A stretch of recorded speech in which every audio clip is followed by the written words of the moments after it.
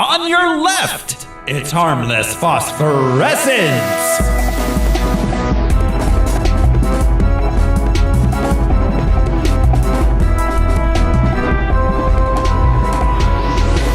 Hello, everybody. This is Thoreau Smiley, and I had time to do this because all the members of my barbershop quartet are dead. Who's joining me this week? Hey, I'm Josh Cece, and you can call me the Autumn Soldier because I smell like pumpkin spice. If you guys need anything, I've been Brian Lesh. I'm Alaric Weber. Shall we play a game? And this is Harmless Phosphorescence. It's the podcast where we watch every theatrically released full-length live-action superhero movie ever made. We gather some research into the production and the source material, and we tell you all about it. This show is brought to you by our patrons. We got patrons like executive producers Michael Beckwith and Atticus Burkett. You want to be a patron too? It's easy. Just go to patreon.com/harmlessentertainment. We got lots of bonus content there. We've got Star Wars stuff. We've got monthly movies. $1 a month. That is all it takes to. We have some holiday movies coming up. Oh yeah, we've got holiday movies of past and present and future. Okay. Yeah, just like A Christmas Carol. Oh yeah. Andy and Josh will do some great holiday episodes. And stay tuned. We might have some We might have a holiday Halloween monthly movie coming up next month. But this week on Harmless Phosphorescence, we are watching Captain America: The Winter Soldier. Most of the intelligence community doesn't believe he exists. The ones that do call him the Winter Soldier. He's a ghost. You'll never find him.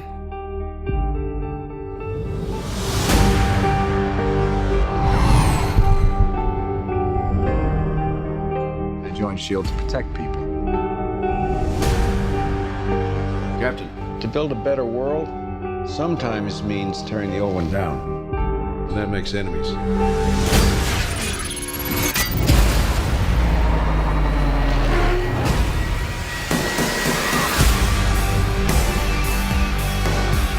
He's fast.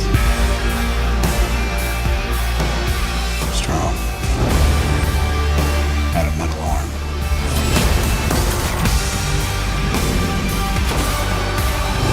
Are you ready? All it takes is one step. People are gonna die. I can't let that happen. Captain America needs my help. When do we start? We just did.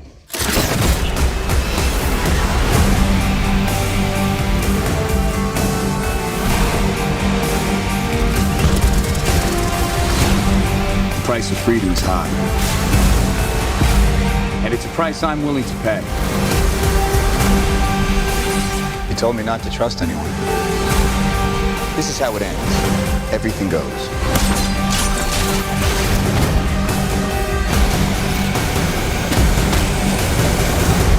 Looks like you're giving the orders now, Captain.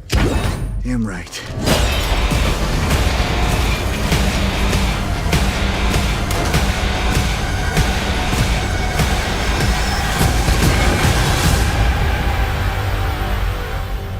How do we know the good guys from the bad guys? If they're shooting at you, they're bad.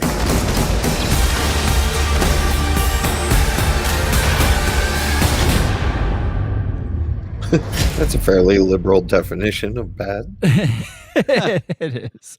Captain America: The Winter Soldier. Released April 4th, 2014, rated PG-13. With a running time of 136 minutes, it cost $177 million and took in $714.4 million. So yeah, big hit there. It came immediately after Thor: The Dark World, part of Phase 2 of the MCU. And that leads me to ask you, fellas, the question: are you ready to play the box office top 10 game? I've been training all week. Yep. I'm strong. I'm fast. Got a metal arm. I would have said metal arm first. Right. Yeah. That's the most defining feature. That's the most. Is it one of those things where like you're trying not to say something like you're trying not to say like the black guy? Yeah, you leave it for the end.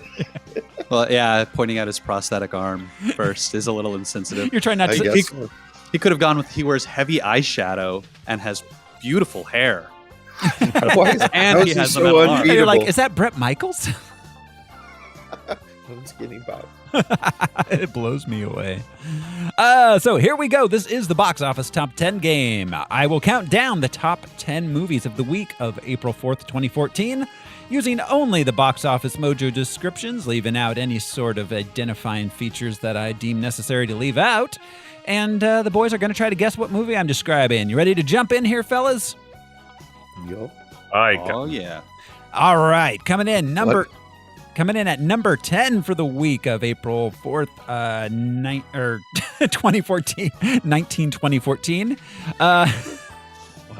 Yeah, I haven't done that in a while. Let's see. Fresh from prison, a street racer who was framed by a wealthy business associate joins a cross-country race with revenge in mind. His ex-partner, learning of the plan, places a massive bounty on his head as the race begins. Is it Too Fast, Too Furious? It is not. It is not a Fast and Furious movie. It's not? No. Oh.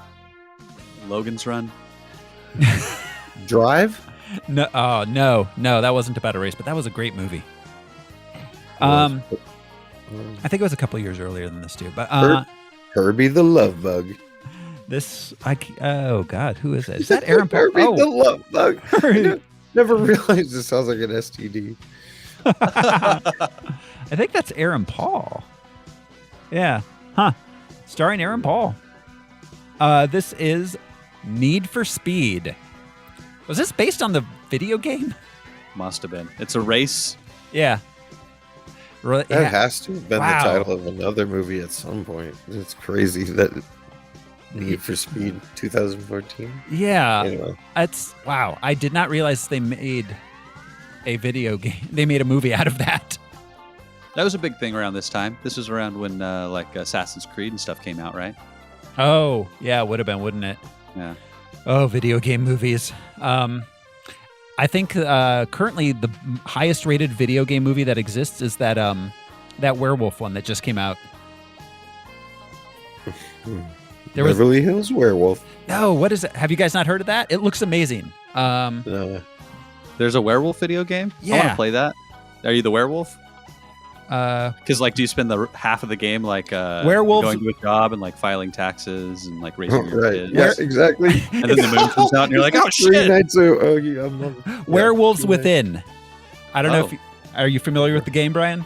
No, not at all. Never even heard of that. That's interesting. Yeah, and they just made a movie out of it that looks really good. Actually, it looks I like werewolf movies. Yeah. Well, it's a comedy. It's a horror comedy. So. Oh yeah, Tracy Morgan's in it. Yeah. Yeah. Is he a werewolf? Because that's awesome. No, I think he's battling the werewolves. He looks like he's got like a local sheriff's uniform on. I haven't seen it yet. Yeah. But it's apparently it's like werewolves come to this small town and like everyone's trying to figure out who's a werewolf and they end up like wackiness ensues. But Stephen King's like, I did that already. All right, coming in. That sounds like a card game. One Night Ultimate Werewolf. I am not familiar with that one. Not really a card game, but it's I don't know, like an RPG, like a tabletop role playing slot machine kind of thing. Sort of. Oh wait, it's like 5 minute. It's a 5 minute game. You everyone like falls asleep and there are werewolves.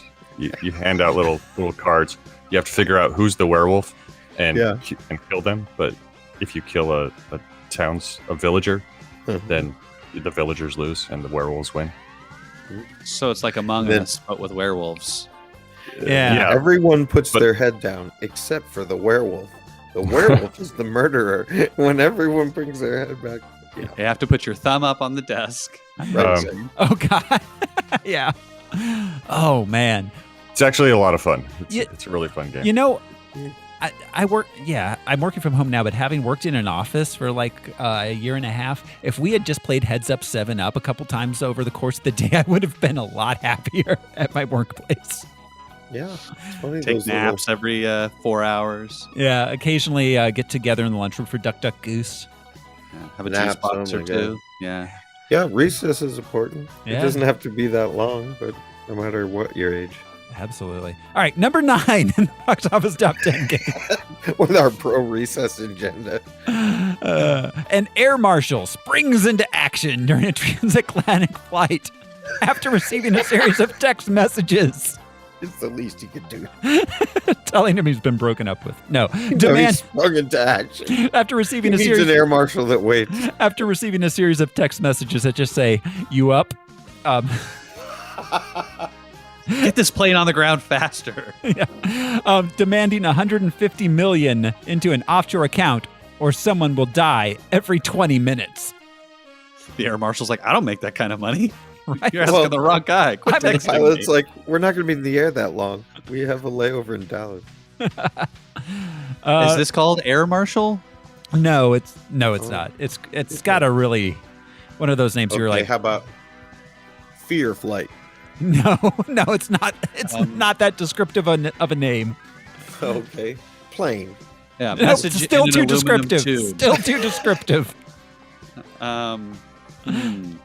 It's called Non-Stop. Oh, I was going to say, please turn off your devices after the seatbelt sign is turned on. Was my follow-up guess, but I feel like that was the tagline. That was the tagline. Put your child's mask on. Or no, put yours on before putting it. coming this summer. Please help others that need help with their masks before you put your. Yeah, movies have gotten so uncreative. It's just the speech that attendants give you before you take off. Yeah. That's a 30 Rock joke. Yeah, about like he's trying to tank the network. Do you like the information channel in hotel rooms? Well, Thursday's just that now. it makes me think of the Norm Macdonald sketch. Rest in peace, Norm Macdonald. Yeah, Norm. His whole graduation speech around don't fiddle with your keys over a sewer grate. Oh my God.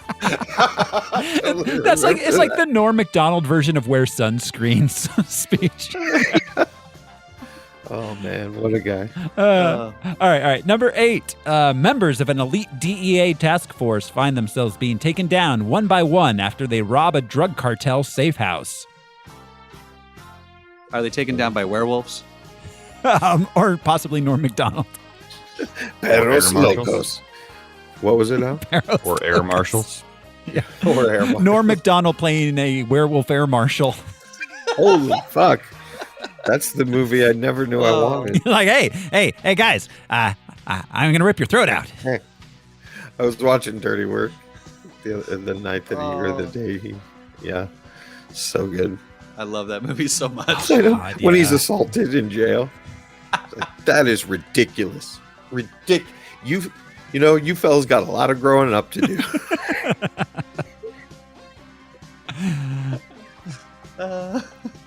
All right, so this movie, which none of us have seen, is called Sabotage.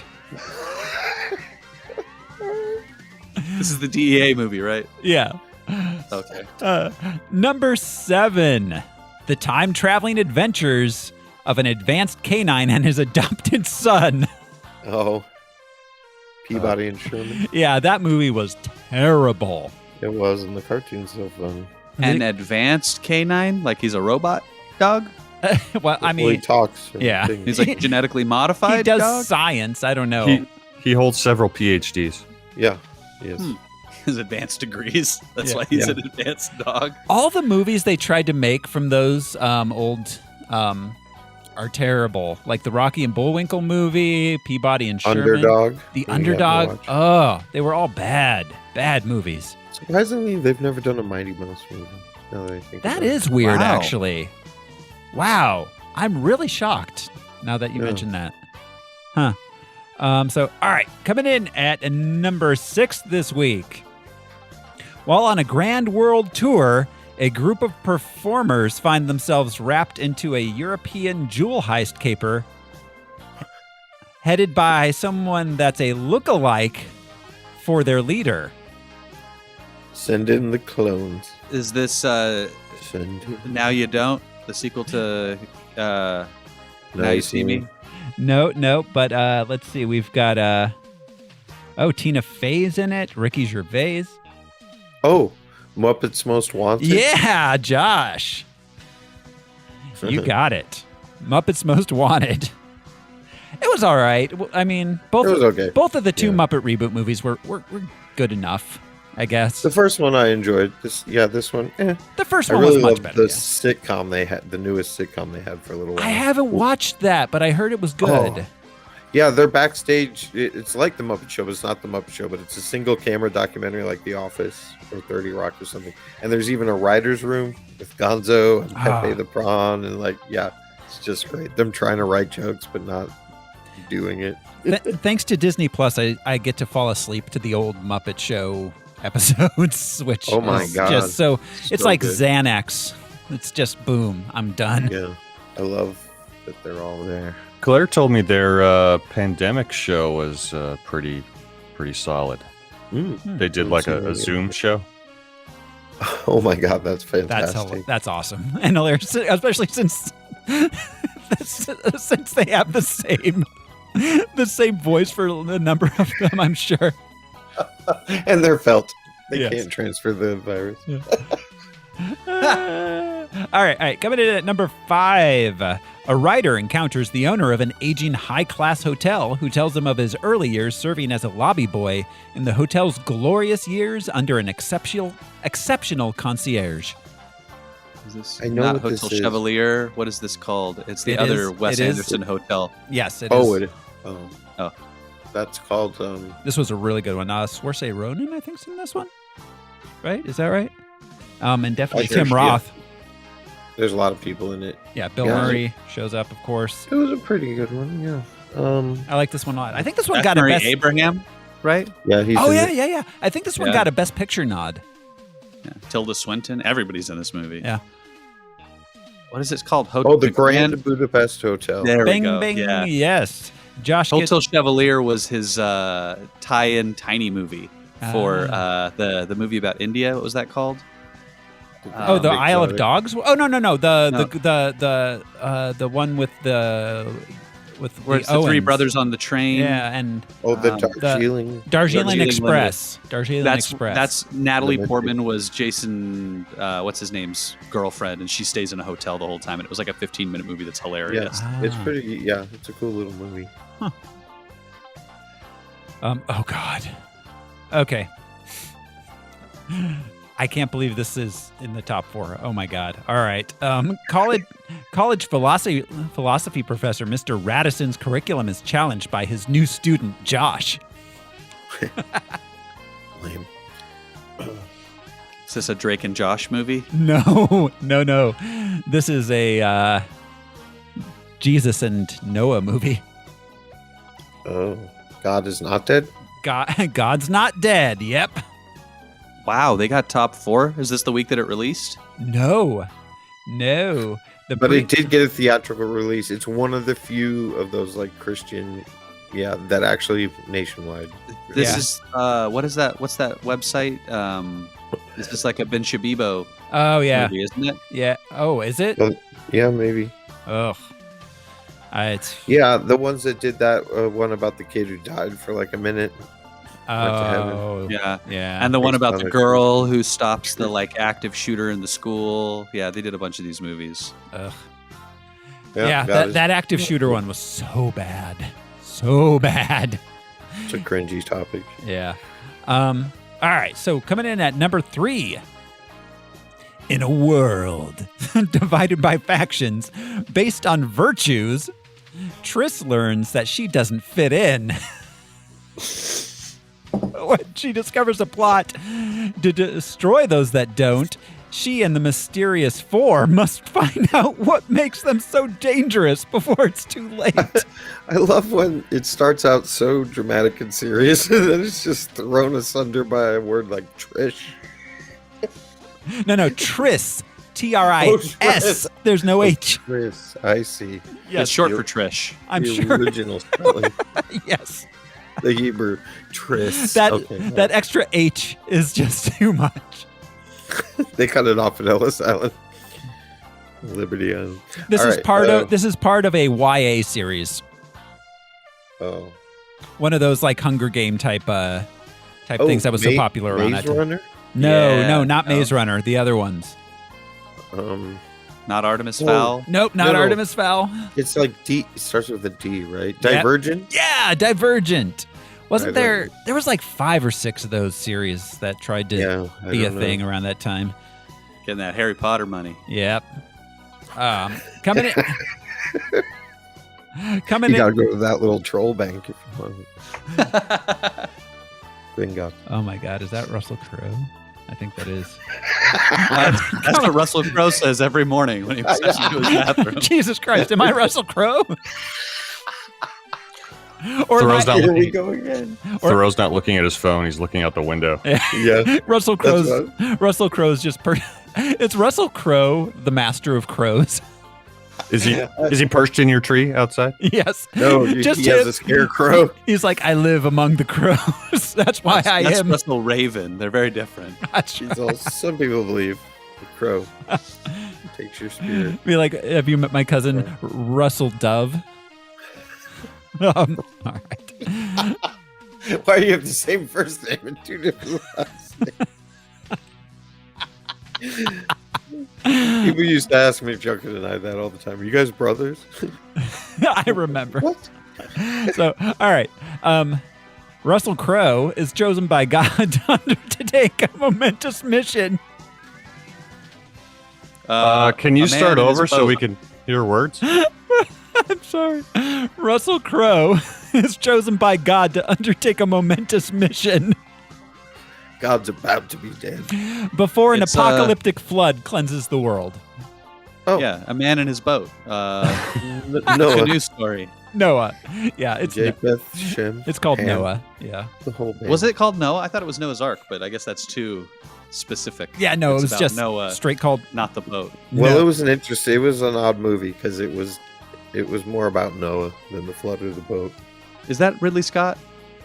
I think No. Oh, was it? I don't know. it was a somebody. Then. Yeah. It wasn't directed by an Oh, an no, it AI. was like, directed by God. well, we watch so many movies where it's just a one-off director. Oh, But yeah. yeah, I think it was Christopher Nolan. Maybe?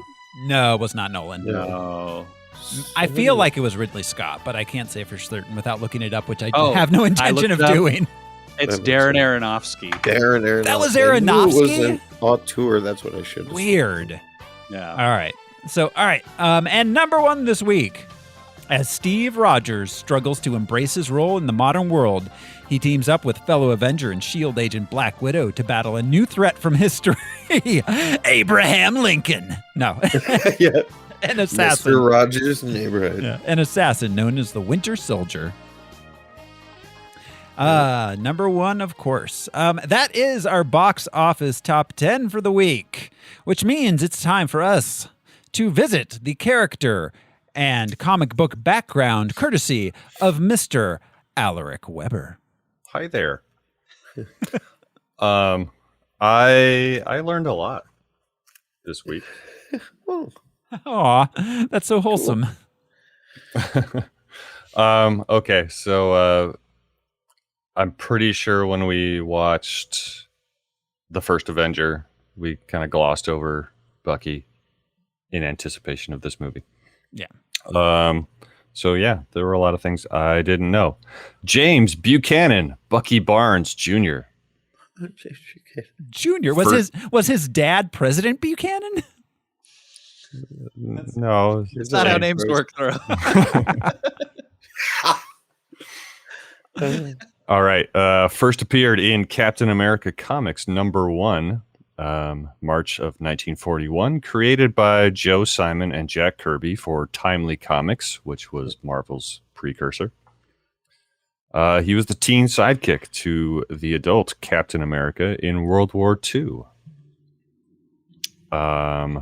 More on that. First, I'll mention that the Winter Soldier first appeared in Captain America #1. I think this was volume 5 or so. That was in January 2005. Oh, okay. Yes. Very recent, The Winter Soldier. Bucky grew up an army brat with his sister Rebecca, who was nicknamed Becca. So it's Bucky and Becca Barnes. Our parents love alliteration, yeah. Comic books. No, Stan Lee loved it. They were orphaned when his father is killed, or when their father is killed during a training exercise at Camp Lehigh in Virginia. And they were adopted into the care of Dad's colleague, Major Sampson. Becca, she either went off to boarding school or went to live with her aunt, depending on who you ask.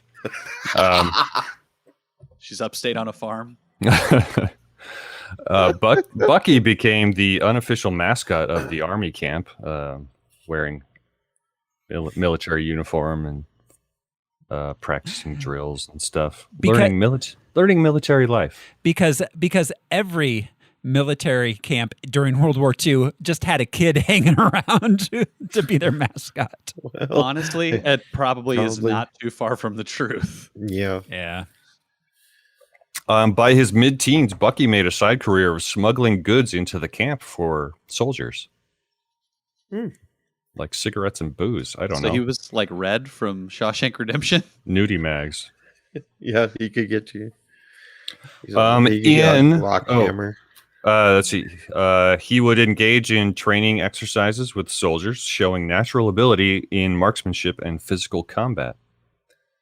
In the original Timely Comics canon, Bucky befriends a new private, Stephen Rogers, in 1941. Later, Bucky walks in on Steve putting away his Captain America costume. And his ball gown. Yeah, that's a euphemism. Right? Yeah. And Steve recruits Bucky to, become his partner. Carry my uniform. Right. Like, you're my caddy. You're my caddy now. You and I, we have a thing. In revised Marvel canon, Bucky's accidental discovery of Steve as Cap was a propaganda cover story.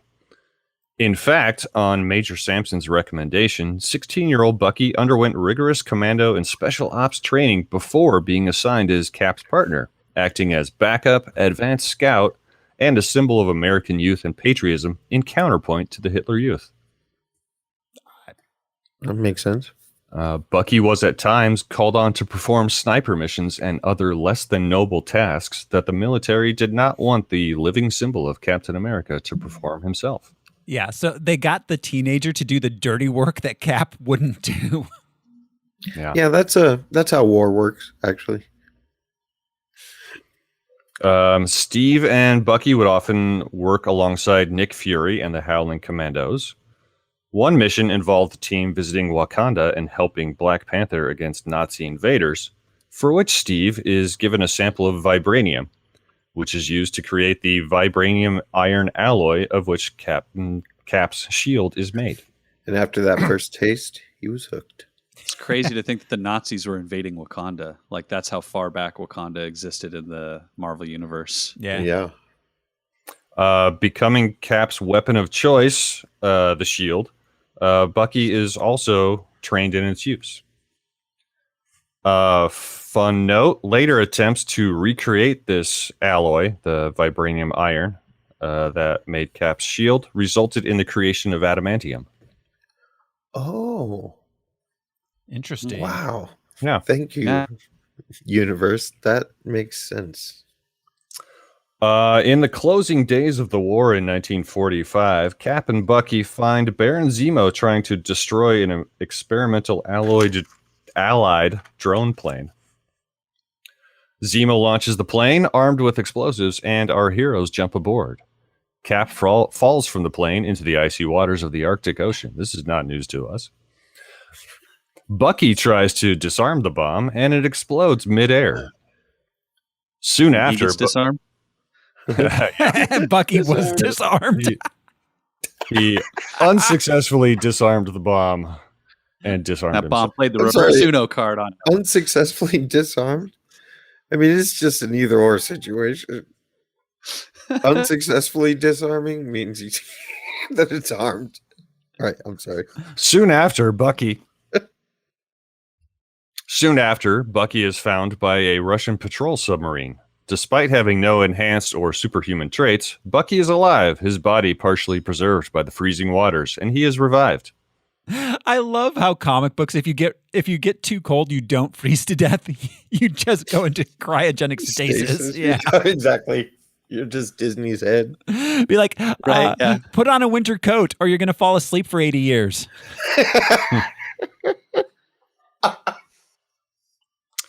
Bucky has lost his left arm, suffers brain damage and amnesia. It is discovered that he still retains his learned combat skills and instincts, and he is sent to the secret Soviet agency Department X. You need to have a whistle for below average intelligence. Yeah. Scientists give Bucky a bionic arm and hypnotic training, and he is used as a secret assassin called the Winter Soldier. In Russian, Zimniy Soldat. Ooh. Between missions, Bucky is kept in cryogenic stasis for months or years at a stretch. The Winter Soldier's bionic arm is regularly updated as technology improves. Let's see. On his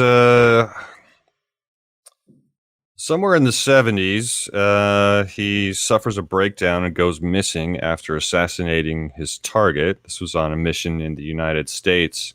It was unclear in the article whether it was during this time or later, but Winter Soldier aided in the escape of Wolverine from the Weapon X lab. Huh. Oh. Do you think his breakdown came from going to like a grocery store? I don't know if you guys have seen those videos of like people who are come from like communist countries and seen an American grocery store and they're just like, what the fuck? He saw a plastic bag and thought it was an IUD. An IUD stops him from getting pregnant? Yeah. You mean IED? He sets all the frozen food free. He's like, no, I'm Catholic. I don't believe in birth control. I'm rocking one arm. So he helped Wolverine escape, only to later murder Wolverine's wife, Itsu. Man, I thought her name was like Honey Badger or something. Sorry, Yeah. So was that movie. Sorry. At some point, Winter Soldier shared a brief romantic affair with Natalia Romanoff while she was still a Russian operative. woo! Spicy. And she never ages. So, yeah. Yeah, she's got slowed aging. Later, Winter Soldier is sent to kill the Red Skull, who survives by placing his mind inside a damaged cosmic cube. Naturally. On Russian orders, Winter Soldier attacks Philadelphia, killing hundreds and recharging the cosmic cube. Those are the orders. Kill Philadelphia. It's like the gang fights the Winter Soldier. Oh yeah. Steve just chucks the Liberty Bell at people. Okay, sorry. He's punching that statue of Rocky. Charlie gets up in the vents. It's like crawling.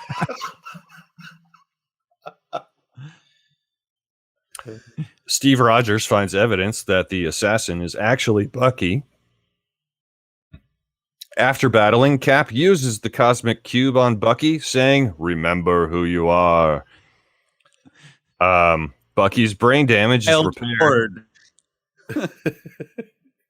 Bucky's brain damage is repaired and memories are restored. Overwhelmed by guilt, Bucky crushes the cosmic cube and escapes. And we'll leave it there, as the events that follow will lead up to the Civil War storyline. Okay. Oh, fuck this cube. The cosmic cube is a super MacGuffin, man. It does all kinds of weird stuff. It does anything they need it to do. Keeping minds, fixing brains. Oh, it's part of teleporting people. It was part of Falcon's original thing too, wasn't it, Al? Yep. Just you wait. Samuel Thomas, Sam Wilson, the Falcon. Introduced by Stan Lee and Gene Colan in Captain America number 117, September of 1969. Falcon was the first African-American superhero in mainstream comic books. That's incredible. 1969. Wow. Yeah. Let's see. Black Panther, not American. He was the first African superhero. Came out in 66. Okay. All right. Sam Wilson. As I say, any memory of when Luke Cage dropped? That same time frame, right? 72. 72. Oh, okay. So, yeah, shortly after. Sam Wilson was born in Harlem, New York, son of a minister. Wilson had a happy childhood and finds he has a natural affinity for birds, taking up training pigeons, and he would have the largest pigeon coop in Harlem. Yes. Norman Bates also had a and that Nazi apologist from the producers. Yeah. Right. Oh, right. What is? Sam's parents were killed tragically in separate events in his teens, but this did not stop him from becoming a respected community volunteer and social worker. Well, good. His birds helped him keep it all together, I guess. Yeah. Wait.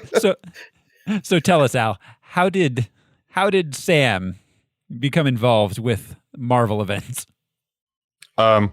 So, as an adult, Sam is lured into an island, quote, in the tropics by a group of self-dubbed exiles who turn out to be former Nazis in league with Red Skull. Wait, but how did he get lured? Yeah, Lord. So I know. they put out an ad saying that they wanted a hunting falcon. He answered a Craigslist ad to sell a falcon. Yeah, they promised him a giant seed bell. Right? Yeah, a discount on bird seed. He just lands in Coming a to bath Bahamas of for water. it. He answered an ad. There were two conflicting things. One said that he met and trained his falcon Red Wing Right. before going to the island, and then another one said that he met and befriended the falcon Red Wing on the island. I gotcha. So, Befriended. yeah. Sam, once on the island, figuring this out, Sam organizes the enslaved natives in rebellion. He finds and befriends a wild falcon with which he feels a remarkably strong bond, and he names the falcon Red Wing. He's all, are you feeling this vibe? Or maybe the falcon told him his name was Red Wing. Oh. Well, wait. But was this before? Okay, go ahead. Okay. He also meets Steve Rogers on the island, who convinces him to adopt a persona to inspire the natives in rebellion. The two create the Falcon persona and costume, train together, and defeat the exiles and Red Skull. Steve is like, it's not enough for you to help the enslaved people. You have to do it theatrically. Well, and I'm gonna get half the credit. Yeah. Well, It's like Elvis. I'm assuming there's a montage of them like sewing this costume together and like him trying it on and looking in the mirror. And him and Red Wing What training a and talking. feeling. Dun, dun. And having not read it, I'm not sure if it wasn't until later that he found out that Steve Rogers was Captain America, because he didn't meet Captain America right off the bat. He met Steve Rogers. So was Steve on vacation on this there Nazi was a island music where there festival. are slaves? He might It have was like the Fire Fest. he might have caught whispers of Red Skull being somewhere in the tropics. And they're like, no, it's Red Wing. So, all right. So, He's all non-affiliated. So what were Sam's original powers here? And how did he get them? So we're getting there. Okay, I'm sorry. Tell your narrative, Al. Okay. The Falcon then became Cap's regular crime-fighting partner. he has a link. This comes up later, so I might repeat myself. He has a link to his Falcon Redwing that is confirmed to be telepathic. And he can see through the eyes of Redwing, his Falcon. And how did he gain those powers? Practice through Spicy food. The Red Skull created this link using the cosmic cube. There we go. the cosmic. So cube. Sam's powers were talking to birds. No, a bird. Yeah, one bird. Yes. One bird. That was it. Okay. That was it. Yeah, that's called psychosis.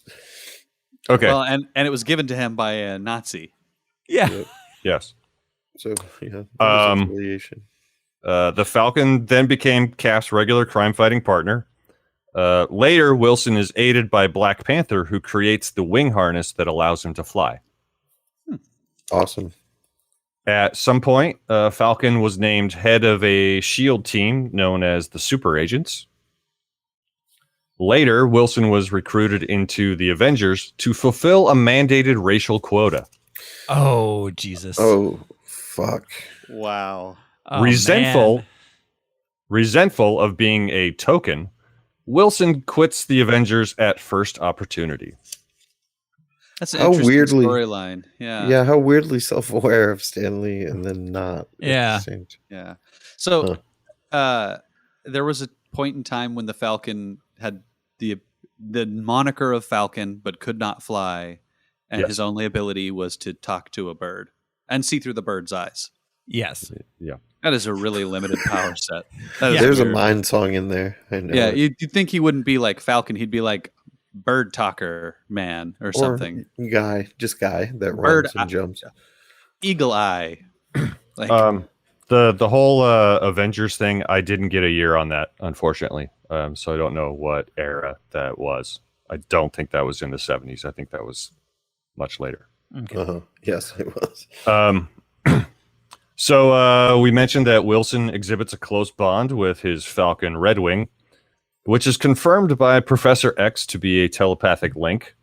The Red Skull later claims to have created this link using the Cosmic Cube for some insane Red Skull reason. I always needed a guy who could talk to birds. It's part of every plot. A bird. Hey, bird. Here we go. Redwing Keep reminding dies. us. Here we go. Over time, Wilson learns to extend this telepathic link to other birds, allowing him to control them and see through their eyes, and sometimes causing him to hunt small rodents. He's like, no, guys, I swear, it's not just the one bird. I can talk to that bird too.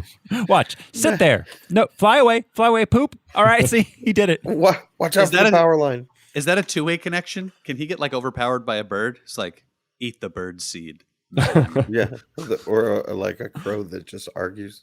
Fuck you. I'm not doing It's like, that. my pockets are full of buttons and coins. I don't know why. I keep waking up with pockets full of weird shit. Falcon's original wing harness featured detachable jet-powered glider wings, jet-powered glider wings, made of lightweight titanium and mylar. The wings were covered with thin solar panels to power high-speed turbine fans in his uniform and boots. Nice. So the Black Panther didn't use vibranium to make him. Well, No. it's too heavy, maybe. It's I just thought- interesting. He's like, we'll give him the cheap stuff. Hit him with the titanium and the mylar. He's American. He'll never notice the difference. He's just talking to birds. Yo, right here, Sam. Imagine if the MCU had, Sam's gone sitting on ahead top with- of my car taking a dump. Shoo! Just have a broom nearby. Imagine if those powers were carried on to the Marvel Cinematic Universe. Oh my God, that would be amazing. Just him talking to birds. Yeah. After the original harness was destroyed in 2004, Black Panther created a new one with an emitter array that creates holographic hard light wings that could form different cruise configurations with thrust provided by a magnetic drive. Ooh, Made out of magnetic. hard light. That's interesting. Hard light. Yeah.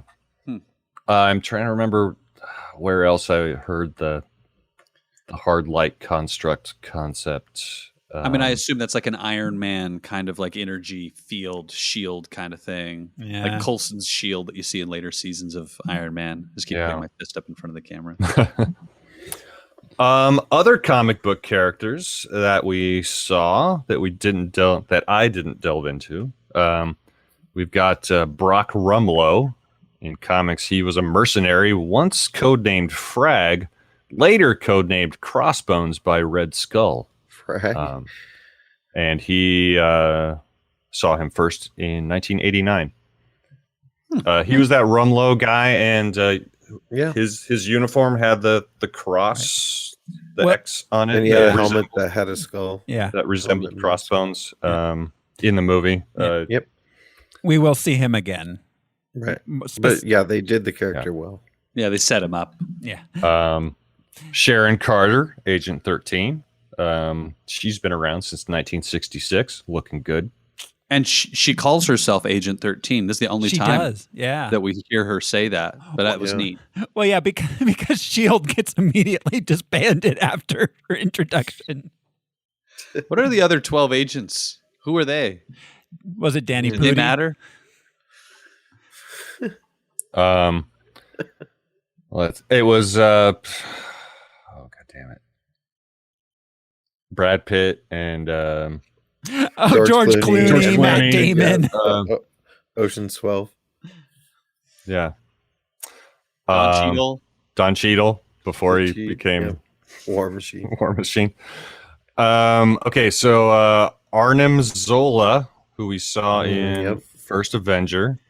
A Nazi biochemist who survived into the modern age by transferring his conscious mind into a sophisticated robot, which displayed a digital image of Zola's face on its chest plate. Have you guys, instead of using the serums that he had been experimenting on forever? Yeah. Have you guys seen what Zola looked like in the comics? Yeah. It's like practically like a Krang. Yeah, Krang or what's his face? The big head guy. They just MODOK. MODOK. Yeah, it's like a MODOK level of design of that character. Yeah. With a tiny robot head on top. Yeah, exactly. Let's see. Okay, so 1977 was the first time we saw that character in comics. Jasper Sitwell, S.H.I.E.L.D. agent since 1966. Unlike in this movie, Jasper Sitwell was a loyal S.H.I.E.L.D. agent to the end. Right. And we actually saw him I think both in Captain America, not the first Avenger, which is Avengers. We saw him in Avengers. And briefly in Thor. Oh, that's right. Endgame, right? Are we talking about Robert Redford? No. Sitwell, the bald dude. Gotcha. Oh, yes, him. Yeah. He was interspersed throughout Agents of S.H.I.E.L.D. and one-shots, too. Yes, that is correct. And he's in the elevator scene again in Endgame. Yeah. When they recreate. Yeah. No, Redford's character was not from the comics. Really? Gotcha. Yeah. Interesting. And finally, we have Georges Batroc, the Leaper. Yes, Batroc the Leaper. Batroc, yeah. French mercenary and kickboxer. That character has been around since 1966. Have any of you watched the animated Ultimate Spider-Man series? A few episodes. There were a couple episodes that featured the Leaper in a rather comical way. He had these leg bracers that enhanced his leaping and kicking abilities. And every time he jumped, he would say, leap, leap, leap. Capoeira. Brazil. Well, yeah, that's because Batroc looked like this. Yeah, he had the mustache. It's like he's like Wario. Yeah. Yeah. Yes. But I was very impressed that they actually kept his color scheme going in this movie, and it didn't look terrible. It was a really subtle way of pulling more comic elements. Like Zemo, for example. Yeah. He looked wacky in the comics. Even that big fur thing. but it made so much sense. It was just a winter coat and a mask he slides over. Yeah. They do that shit well. And unless I missed any, I believe that was it. All right. Great. Nice. Well, thank you, Al. Apart from the ones we've seen already, Maria Hill. Yeah, all of the ones we've talked about previously. All those. Yeah. You have unsuccessfully disarmed that information. You have. So, all right, that brings us to the film production. This was directed by Joe and Anthony Russo, the Russo brothers. They got their start. They went to film school, and then they made a student film, which was seen at a festival by Mr. Ronald Howard, who then asked them if they would be willing to come and direct some episodes of Arrested Development for him. So they got their start on Arrested Development. They did a few films in that time while Arrested Development was around. Welcome to Collinwood in 2002, Yumi and Dupree in 2006. And then they started doing more television stuff. LAX, What About Brian, and a little show called Community with Dan Harmon.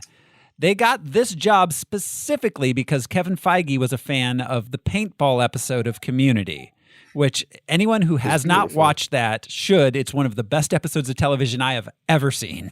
Yeah, Fistful of Paintballs. Yeah. Or is that the sequel? That's the sequel one, isn't it? Oh, A that's Fistful the of sequel. Paintballs? I can't remember what the first one's called. But anyways, yeah. Yeah. So good. But so Wasn't it was a two-parter, right? it was a two-parter, but wasn't the Right. But then a few paintballs more, but I'm not sure. Oh, maybe A Fistful of Paintballs was the first one. But then there was like another paintball episode the following season too. Yeah, it was Sawyer. Yeah. Anyways, but yeah, that first paintball Jeff waking up in the car and it's saying 1 hour later is one of my favorite moments in all of television. I love it. Chevy Chase's like evil den, almost like the cantina. Yeah. And there's what's her name? Fat Donna or something. Yeah. She's dancing for Twinkies. They're like, that's this Jeff. She happens to love Twinkies. Yeah. So that the Russo brothers, of course, they got the call for this based on that episode. They put together. Apparently, they put together their ideas for it and a fake trailer, presented it to Feige, and he said, "All right, you're hired." And A fair amount of Community stars have been in these movies. Danny Pudi does have a cameo in this. Civil War, we've got what's his face, the Dean. Oh yeah, as Rash, Jim Rash. Yeah, and then Jim, Endgame is I can't remember, Nicole Brown something. Yeah. Chevy Chase is in a helicarrier suit, right? Right. Yeah. The iron asshole Suspended in the background. Yeah. And of course Donald Glover plays Miles Morales' uncle in Homecoming. Yep. Yeah. So that's the Russos. We will see them. And Dr. Ken is in Endgame as well. Oh, He's that's at the right. Storage facility. Yeah, Ken. So Chang, a little spare Chang thrown in there. I know those vents like the back of my Chang. My Chang. Do you have some room in that pocket for a little spare Chang? Oh my God, I love Community. Anyways, we'll see them again, of course, in Civil War and Endgame and Infinity War. This was written by Marcus and McFeely. Christopher Marcus, Stephen McFeely. This is their first, not their first MCU. They had a writing credit on Thor, but that was more of they did a pass on a finished script. They have a full writing credit on this one. But we talked about them previously. They did the Narnia movies, then moved on into becoming like the MCU kind of script guys. Marcus and McFeely sound like two guys that sell tonics town to town. Yeah, they do. Once again, we've got Chris. Lawyers. Yeah. Yeah. Yeah. Were you hit by a bus? Call Marcus and McFeely. Totally. We've got in our cast Chris Evans back as Captain America, Scarlett Johansson back as Black Widow, Sebastian Stan back as Bucky Barnes / the Winter Soldier. New cast, Anthony Mackie as Sam Wilson. Anthony Mackie, he got his start. His very first film role was playing Papa Doc in 8 Mile. He got beat rapping by Eminem. He was, he was in the 2003 Manchurian Candidate remake, $1 Million Baby. Half Nelson. That was a decent movie. We Are Marshall. He did a Eagle Eye. He did a bunch of he was like third build in like 15 movies throughout the 2000s. The Adjustment Bureau, that was pretty good actually. Black Mirror is where I remember him from most. Oh, that's right. I forgot about that. Yeah. Incredible in that. He was in Pain and Gain. And then after getting this kind of put him on the map. Altered Carbon for Netflix. Oh, I only saw the first episode of that. Yeah, I think he's in the end of the first episode, or he's throughout the first season now. Okay. Kobe Smulders is back as Maria Hill. Frank Grillo is here as Brock Rumlow. He has in real life he has a villain name. I know. Frank Grillo. Yeah.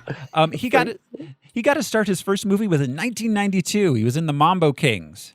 He was in Minority Report, which is funny because this is kind of like a Minority Report idea in this film. I do love that movie. That movie is great. When we get to 2002, wait, yeah, somebody's nominating that for a monthly movie. If it's not someone else, it's going to be me. Let's see. We got. We didn't do 2002 yet, did we? What year was? No. What was that? What year did we do? What was We did 2000, and No, then 2000. we did 2015. I think. No, there's another 2001, the one where we had the Elvis movie that we did. What year was that? I can't remember. Anyways, we got let's see. Frank Grillo, he was in Edge of Darkness, Warrior. He's been in a bunch of stuff. He's Frank Grillo. Zero Dark 30 again. We will see him again in Captain America Civil War, and he has said recently that don't be surprised if you see Crossbones pop up in Phase 4 here and there. It would make sense if he shows up in Falcon and Winter Soldier. It would. It would. Spoiler alert, but doesn't he die in Civil War? Yeah, isn't he blown up? No, the explosion. Yeah. She moves the explosion away from both of them. Yeah, but I thought he was in the explosion. Yeah, because it was a bomb fest. It's comic books. Everybody can live. Yeah, you can live exploding. Yeah, his suit. Exactly, and plus multiverse. I mean, you know. Yeah. So, all right. So we have Emily. What did they say? It was the Bucky clause. That was the only people that stay dead are Uncle Ben and Bucky. Bucky, Jason Todd, and Uncle Ben. And all three of them actually came back. Wait, did Uncle Ben come back? One more day. An alternate. Yeah. All right. Like an alternate universe, Uncle Ben. Yeah. Mm-hmm. Yeah. All right. So Emily Van Camp is Sharon Carter. She got her start on the WB drama Everwood. She was on Brothers and Sisters, which ran for 3 years, which my wife watched. I remember vaguely it. She was in Revenge from 2011 to 2015. That was kind of her big break. And then, of course, she starred as Sharon Carter. We will see her again in Civil War and Falcon and the Winter Soldier, the series, which we may or may not talk about at some point. Charles Robert Redford as Alexander. What was his last name? Pierce. Thank you. I'm sorry to do this, but another great Community joke when Rob Corddry is a lawyer and he's meeting back up with Joel. He's all Tango, Sundance. We had different partners. Robert Redford, of course, he's Robert Redford. Jude, I was like, hey, Robert Redford, and Jude was like, who? I died a little inside, but Well, yeah. yeah. Jeremiah Johnson. Yeah, Jeremiah Johnson, absolutely. Did you show Jude Jeremiah Johnson? Oh, I haven't showed him Jeremiah Johnson, but he knows the meme. Oh, because that movie's incredible. Yeah, It is. that movie is. Recently. I watched that one a lot as a kid. Yeah, I watched that all 4 years of high school in different classes. Oh wow. Oh wow. Yeah, my teachers love that shit, and so did I. Yeah. Redford's first movie was War Hunt in 1962. Of course, he started, hitting the big time when he was in Butch Cassidy and the Sundance Kid with Paul Newman. The Sting, Way We Were, All the President's Men, Ordinary People, Out of Africa, River Runs Through It, Quiz Show. I mean, he's Robert Redford. The Natural, right? Oh, The Natural. Yeah. Yeah, that was a good one. And he was also president and governor of California in The Watchmen. So that's right. HBO's That's right. Watchmen. Yeah, he's the liberal. Yeah. Yeah, the liberal version of Reagan. Yeah, in Watchmen. Yeah, Sam Jackson. Well, Nixon's still president in Watchmen. Well, okay, but but in the HBO Watchmen version. series. Gotcha. Yeah, Word. yeah. Sorry. It was a cool follow-up. Totally. Sam Jackson is back as Nick Fury. Toby Jones was Zola. Yeah, back as Zola. We saw him last time in First Avenger. Gary Shandling was back as Senator Stern. Incredible. Yes. Yeah, it's cool to hear him Great. say. Well, 100. Great way to tie him back into the universe, too. I feel like he was improvising a lot of his lines there. Yeah. This movie made me want to start whispering Hail Hydra into the ears of my students at school. Hail Hydra.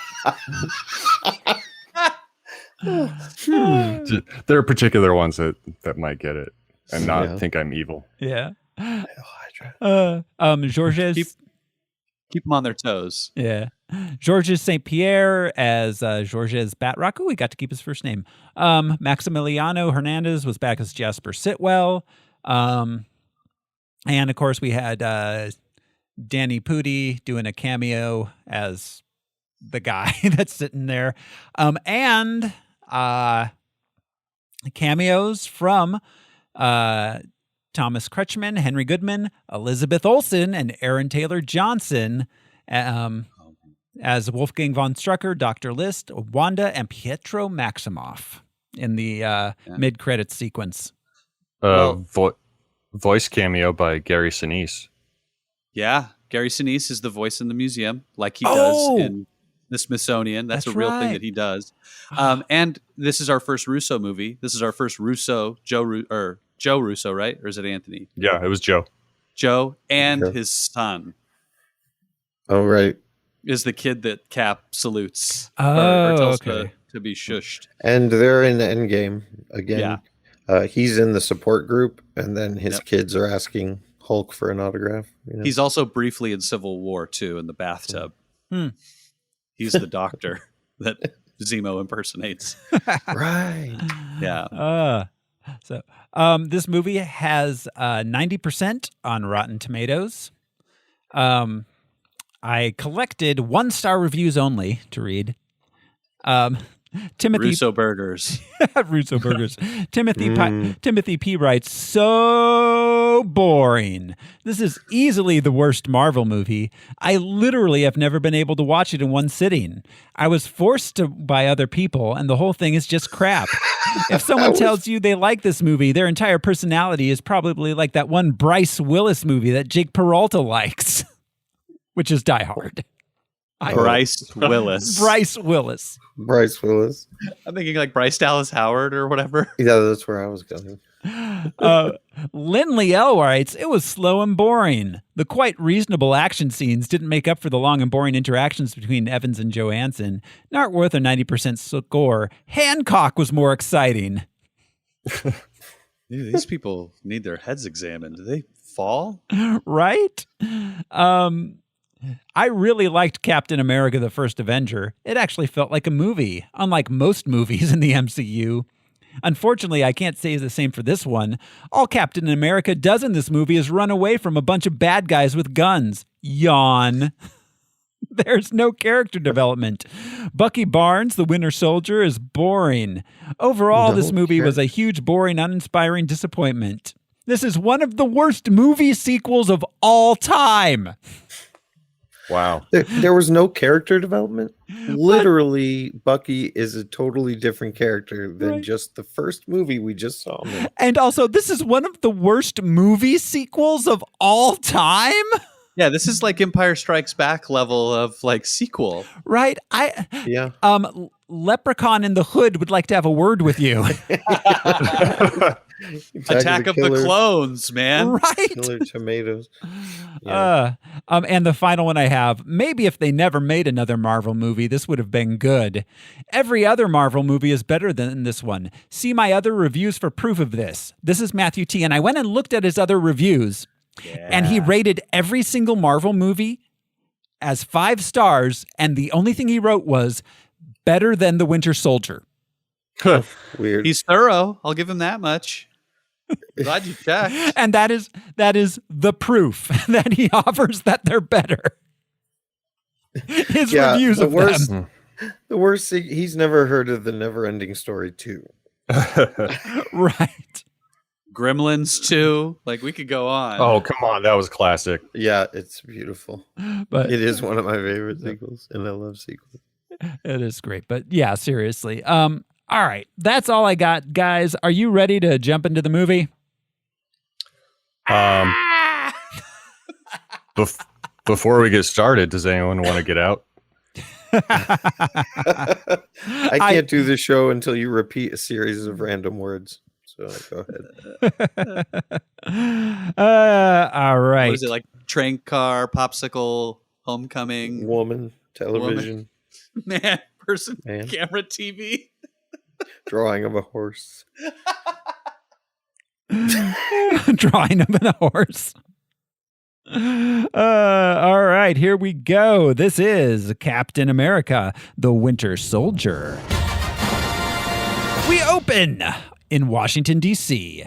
Sam Wilson is running around the reflecting pool. He's lapped numerous times by Steve Rogers. They talk, discuss the experience of being a veteran. Then Steve gets picked up by Black Widow for a mission. Sam also recommends Trouble Man. Marvin Gaye. The album by Marvin Gaye, the soundtrack to the movie Trouble Man. And I absolutely love the little detail of Cap carrying around a notepad and earnestly writing these things down. You know, okay, so all right. So humanizing. I love it. I meant to do this. I forgot to. Al, did you happen to make note of the notepad and possible other notepads? Possible other notepads? You mean so? There are, I don't know if you guys know this or not, there are different notepads in different country versions of this movie. Yes. Different dubs have different different lists. I actually took a photo. All right. So what was on his notepad, Al? So, I Love Lucy, Moon Landing, Berlin Wall, in parentheses, up and down. Mm-hmm. Hasselhoff. Obviously, yes. His performance. Oh my God. Dude. Steve Jobs, Apple, Disco, Thai food, Star Wars / Trek, Nirvana, in parentheses, band. Yes.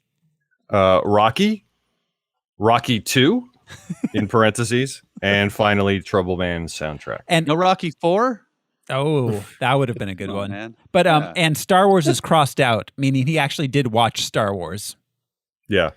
Yeah. I just love it. It's such a detail. Yeah. So in other countries, for instance, in Britain, it mentions the Beatles.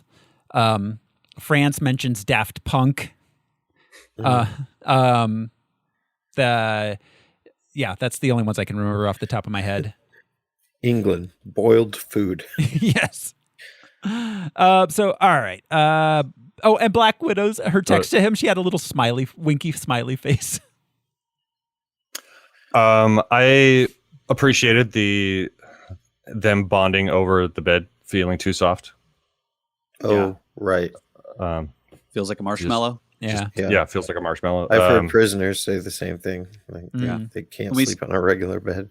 We see that later with Falcon and the Winter Soldier. where Bucky is still sleeping on the floor. Yeah. Yeah. So then we cut to over the Indian Ocean in a Quinjet. We find out that the mission is to liberate a S.H.I.E.L.D. vessel that was captured by pirates, led by a villain named Batroc. They have hostages, including Jasper Sitwell, a S.H.I.E.L.D. Batroc. Batroc. Batroc! I'm gonna give you a disease, Batroc. We're introduced to Brock Lumlow, another S.H.I.E.L.D. agent. They have Jasper Sitwell as a hostage. Natasha is trying to get Steve to start dating, but he's not interested. And he jumps out of the plane without a parachute into the ocean. Classic. This is one of my line. favorite characterizations of Black Widow throughout the whole MCU. She is just his wingman. She is just his very good friend. They are both very attractive people. They are both very available, but all she wants is just Steve to be happy. And she knows that Steve would never be happy with her. Right. She's had an incredible arc. Not to argue with that dude who wrote reviews, but each movie she appeared in, she became more of a whole character. Absolutely. Yeah. I loved that they did not shove in a romance with them in this movie. It would have been so easy. Glad. But or with Steve at all. Yes. Right. Like, yeah. Yeah. Well, I mean, the closest we get is later on where he visits a bedridden elderly woman. Well, and he asks the elderly bedridden woman's niece to coffee. That's right. So he does make an attempt, but the movie happens. Yeah. He's fairly myopic and always has been. Yeah. He's in love with the war. Mm-hmm. Yeah. He wants to right and wrong. Yeah, it's the fight, it's standing up. That's more important to him than his personal life. So all right, Steve boards the vessel, takes out a number of pirates before the others parachute onto the boat. Cap and the team, they go about the rescue the hostages. Cap defeats Batroc, who does do some leaping and kicking. I noticed a lot of leaping and kicking. Well, and GSP, George St. Pierre, did a lot of the stunts too. He's did we mention that he is an MMA fighter? He's a champion. He wore the belt for years. Oh, nice. Yeah, he's an incredible person to watch MMA fights from this era. Okay, that's interesting. All right, he discovers Black Widow's mission was to secure data, not hostages, and she does so, putting it on a thumb drive. All the fight sequences on the boat are incredible. Yeah. All the fight sequences in this movie are incredible. Yeah. It's true, but that starts the action. Yeah. A Black Widow tying her little harness thing around the guy's throat and then backflipping down and shooting a bunch of people. One of my favorite shots in this whole movie. Right. And I loved her line to start it off when the guy turns around and says, "Hey, sailor." Right. That's funny. I love every action sequence she's in. And we got all these cool little comic nods, like with Batroc's purple and yellow thing. Black Widow had her bracelets that had like the zip line thing in it, like all those little comic things. The electric shock bracelet. Yeah. That's what I was going to say. Yes. Because then later on, we know Rumblow's like, that doesn't work on me. As they call the Widow's Sting. Yes. Yeah. Yes. The Widow's Sting, which I'm assuming were a Stark update to her costume. Her only natural we hear about enemy. one other Stark update in the movie, but I assume that was one came from him as like a gift because they are close. It would make sense. All right. Back in DC at S.H.I.E.L.D. headquarters, Cap confronts Nick Fury about not being told about Black Widow's mission. Nick's like, "You don't need to know," and then shows him a secret S.H.I.E.L.D. project called Project Insight. It's 3 new helicarriers, heavily armed and able to link to satellites to preemptively take out perceived threats. Steve is not thrilled with that. His story is not as convincing as he thinks it is about his dad or his granddad walking down the street with a bag full of ones and a 22 Magnum. Yeah. No, it is like, not. this is my paper bag and my 22 Magnum. And he's like, you are going to kill people with this thing. Like, your granddad never killed anybody. He just threatened to kill him with it. Right. I liked upstairs.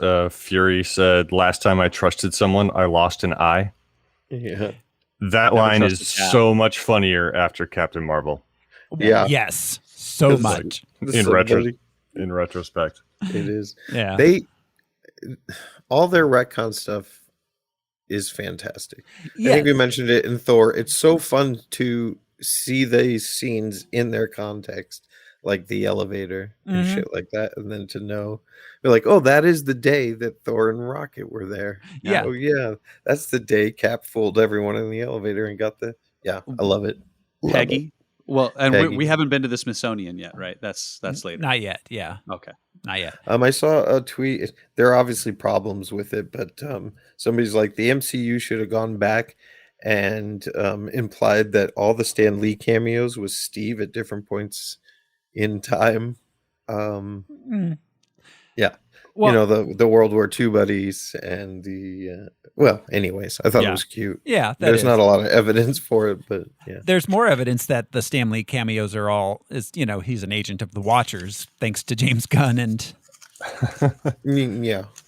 But I wrote this point down later, but since you brought up Stan Lee, did we consider Stan when we awarded the Harmony for actor in most movies? Oh, we didn't. No, but all right, he gets one. I think I don't think he would have. I don't know. I didn't think about Stan. I have to look at that. Yeah, I mean, you don't think of him as an actor, but he is playing a different character every single time. Yeah, unless he's not, unless he's an agent for the Watchers and isn't. Yeah. So I'll have to go back and see, because that was for the first 100. I'll have to see how many movies he was in prior to. All superheroes must die. Yeah. So, all right. So then he goes to visit his display at the Smithsonian. He sees a video of Peggy and then goes and visits Peggy herself, who is very aged and suffering from dementia. They have a sad conversation.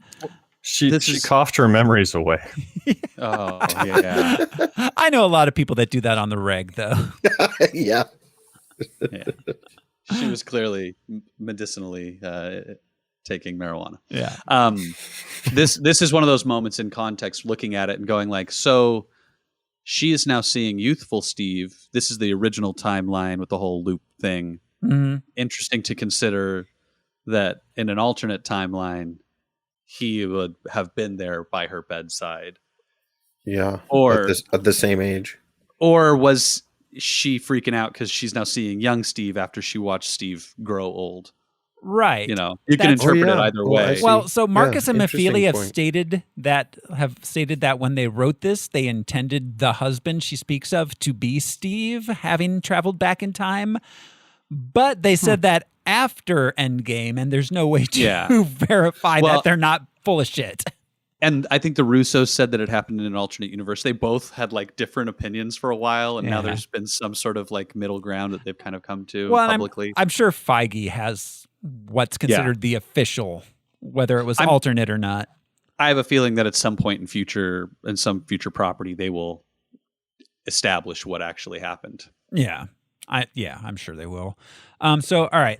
Meanwhile, Nick Fury finds he can't access the secret info on the thumb drive that Natasha got because it's been locked under his own authority. We cut to Alexander Pierce, Secretary of Internal Security and a member of the SHIELD Security Council. He's having a Security Council meeting. Nick arrives and, due to the weird thing with the thumb drive, asks him to delay Project Insight. Alexander agrees to do it. Then Steve goes and visits Sam Wilson at the VA. Sam tells him about his past as a pararescue soldier. Cut back to Nick Fury. He's driving. He makes a call to Maria Hill to have her come down to D.C., after which he's subjected to a pretty typical police interaction. Yeah, I mean, there's reasons for it, but he kills a lot of people. He does. A lot of bystanders. He does. Yeah. Oh, yes. The bystanders in this chase and the gunplay and everything, that's bad. Right. Plowing into people's cars. But very Nick Fury. Yeah. Yeah. Comic book accurate. You want to see lateral damage. Yeah. Oh yeah. Doesn't mean he don't anything care. to him. He No. don't care. And also the whole you want to see my lease, like in 2021, in 2014, it was a little in 2014 that was rough. In 2021, it's even more so.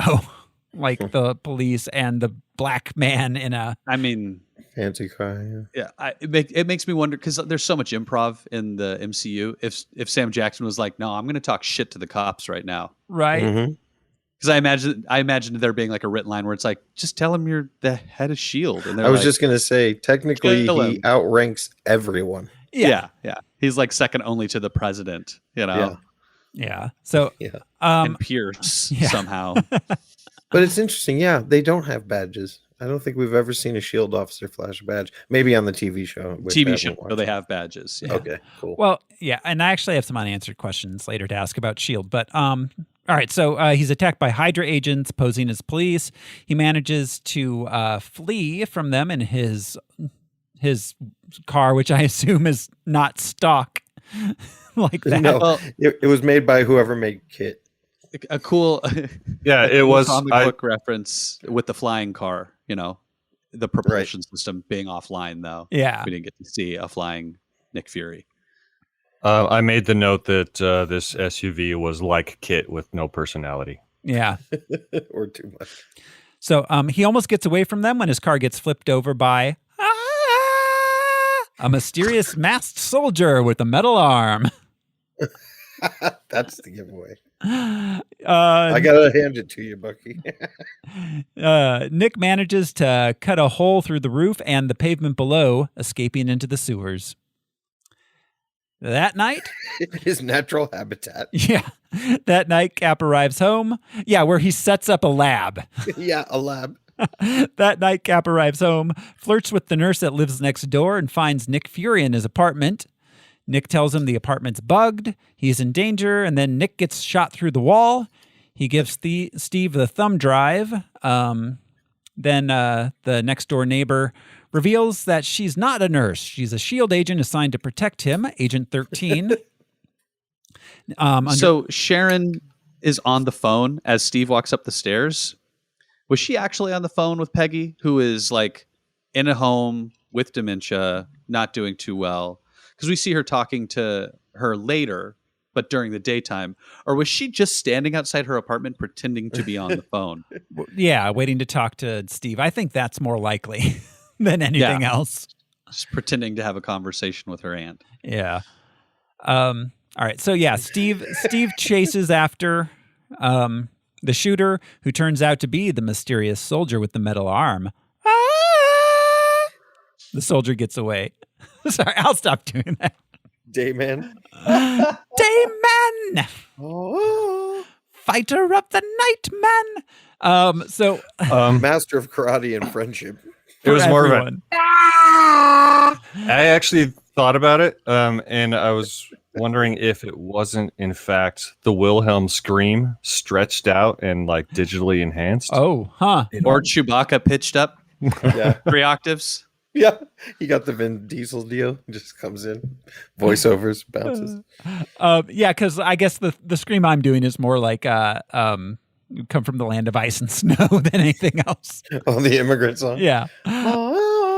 But anyway, so yeah, where Bucky catches the shield, that was such a cool shot. Yeah, it really was. So he gets away. Cap takes Nick to the hospital where he's joined by Natasha and Maria Hill. They watch Nick apparently die on the operating table.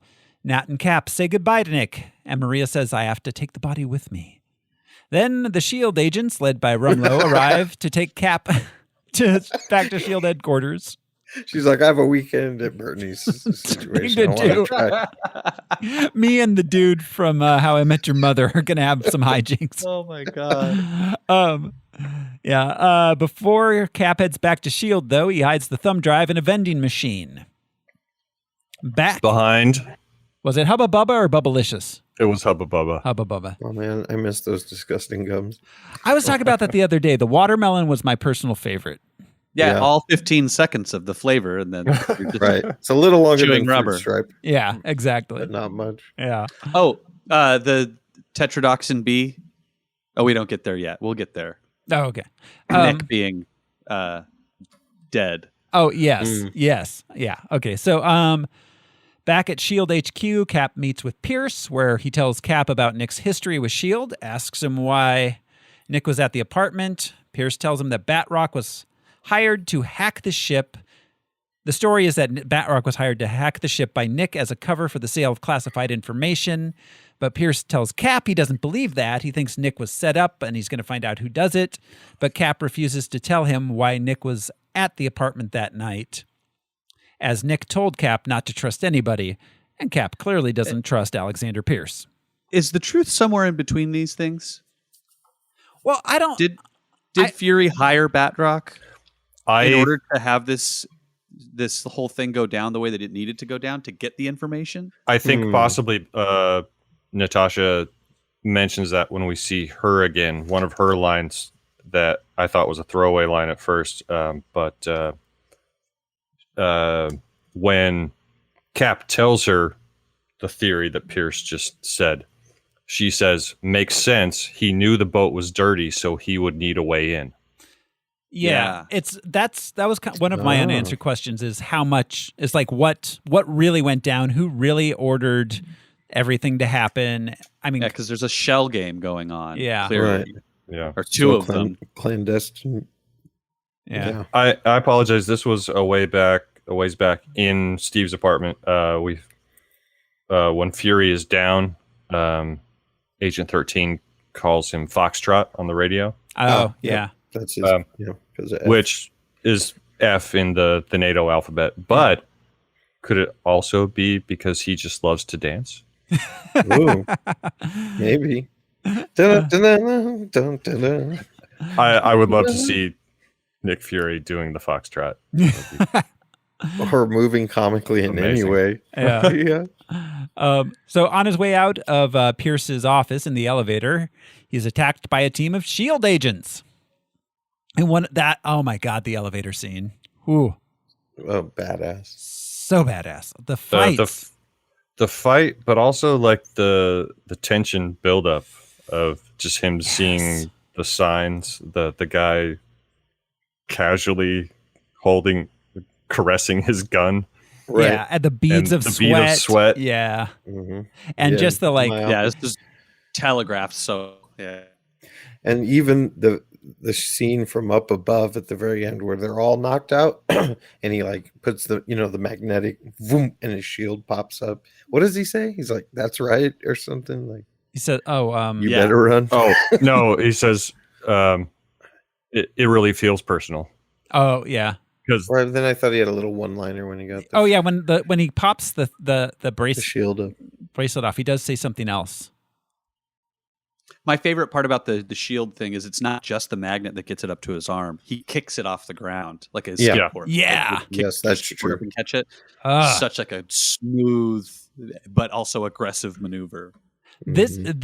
this is the movie that that really sold me on Cap. I mean, the first one's good, and then Avengers is great, but this movie, I'm like, okay, Cap is just awesome. I literally never liked Captain America growing up. I didn't find him interesting at all. But yeah, Chris Evans brings so much gravitas to this, And it's crazy yeah. knowing what we know about Chris Evans. You Yeah. know, not another teen movie and Johnny Storm. And, Yeah, all that Yeah. stuff. Like, wow. but He's he's so that's the charismatic. fucking Captain. Yeah. Oh yeah, but when he is fighting himself shortly after the elevator, like, I can do Yeah. this all day. yeah. I know. I know. Yeah. So, all right. So Cap goes, Cap escapes. Now he's a fugitive. He goes back to the hospital to find that Nat retrieved the thumb drive. She tells him that the mysterious metal arm guy is called the Winter Soldier. He's been working for you see her in the reflection blowing a bubble of gum. Yeah. That is my favorite. Like they show, they don't tell. Yeah. You know immediately what the next thing is going to be. Absolutely. Totally. Brilliant. Mm-hmm. So yeah, he's Winter Soldier's like a ghost story. He's been working for the past 50 years for bad guys. and actually shot Nat 5 years ago. Bye bye In bikini. Budapest. And that's why she never wears bikinis. Yeah. Never again. I'm curious. I'm gonna watch now to see if she continues to have that scar throughout the MCU, or if it's. I don't think we see her in anything undress at any point. She's always in black leather or civilian clothes. Yeah. Maybe the shower scene in Age of Ultron, where her and Banner have their little moment. Maybe. Oh, yeah. You should have joined me in the shower moment. That was a little weird, but that's maybe our one moment where we'll see the scar again. So, all right. So the Security Council decides to reactivate Project Insight because they think Fury was a traitor. Meanwhile, the Indian guy on the Security Council, I spent like the entire movie trying to figure out where I knew him from, and he played the guru on Silicon Valley. If anyone's watched that series, is that the guy from the Matrix train station in Resurrections? I don't remember. It's been 15 years since I watched that movie. Which I will be watching it again soon because Matrix 4. It's happening. Yeah.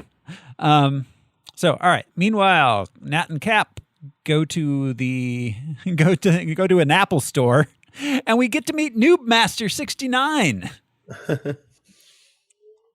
That dude was retconned as being Noob Master 69 from Infinity War. That's awesome. I hate it. I hate it so much. Yeah. Yes. Doesn't need to happen. No. Does but not. Fine. Yeah. So, all right. They find out that the files were apparently made in New Jersey. I'm a little unclear on to how they got sent to New Jersey, what exactly info New Jersey had, like how it was connected to New Jersey. Never underestimate the the drawing lab- power of the Garden State. New Jersey's where the secret base was. Or not. And, So Well, secret. I know what was in New Jersey, but I'm unclear onto like what exact. Like she was like, oh, they were made. Like if I can't find out what's in them, I can at least find out where it's from, and it was from New Jersey. The source code was written at those coordinates. Is that something that gets written into code? The coordinates of where it's written? No, I don't think so. I assume also that it's something that like with photographs, it's easy enough to strip the location data from a photograph. Yeah, okay. You could probably do the same thing from the source code of a All file. right. Fair enough. That's I weird. guess. Anyway, so they go to New Jersey, a capsule training facility. They evade S.H.I.E.L.D. teams with the help of Kissin, and then head to New Jersey. I really appreciated her explaining spycraft to him and to us also as the fans. Like the first thing about running is don't run, walk. And public displays of affection make people uncomfortable. Those are two great pieces of advice for people on the run. Yeah. You know, That and carry a clipboard if you're trying to sneak in somewhere. right? Yeah, for real. That's true. Yeah. Yeah. So, all right. Dress the part. Yeah. Dress the Wear a hoodie and a ball cap. Yeah, no, this is our first like Marvel heroes in disguise, I think. I don't know if Tony Stark did it at all in Iron Man 3. And glasses. So glasses, ball cap, and a hoodie. The classic MCU heroes. Well, in real life, that's what celebrities, Yeah. do when they go out. Exactly. It's so obvious. Right. I'm beginning to did we talk about this on air before? I can't remember. If that's why celebrities, or if that's why in all these movies, they're always wearing a ball cap with sunglasses and a hoodie because that's what celebrities dress as to go to Starbucks. Right. Yeah. Looking like the Unabomber. Yeah, that's inconspicuous. All right. They get there. They arrive, discover a secret underground bunker.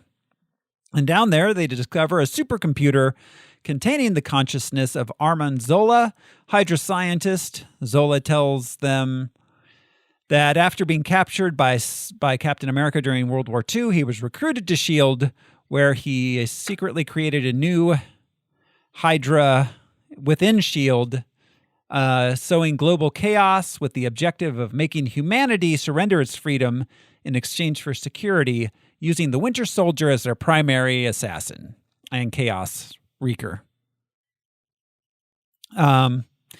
He tells them then that they're short. I'm sorry, Thoreau. You sow chaos, you wreak havoc. Thank you, Al. Yes, sowing chaos, wreaking havoc. Needed to be said. It did. Missiles incoming. They see it just in time. He does Steve Shields Nat from the explosion. It reminded me of the atom bomb scene from Wolverine, except so much better. Yeah. Yeah. Well, and that's like a bunker buster bomb too. Yeah. Yeah. Which are made to heat up so much that they remove all the oxygen from the inside of a bunker. So Right. yeah, your shield's not going to do enough for Nat at least. Yeah. But it's vibranium, so they're fine. Yeah. She did pass out. The healing power of vibranium. Yes. And that one is As something we learned from the Black Panther movies. So, all right. They escape through the sewers. Then at home, Alexander Pierce enjoys a cold glass of milk. He sends the Winter Soldier after Cap and Nat and proves that good help is hard to find. He offers the Winter Soldier a glass of milk. He does. He's a good host.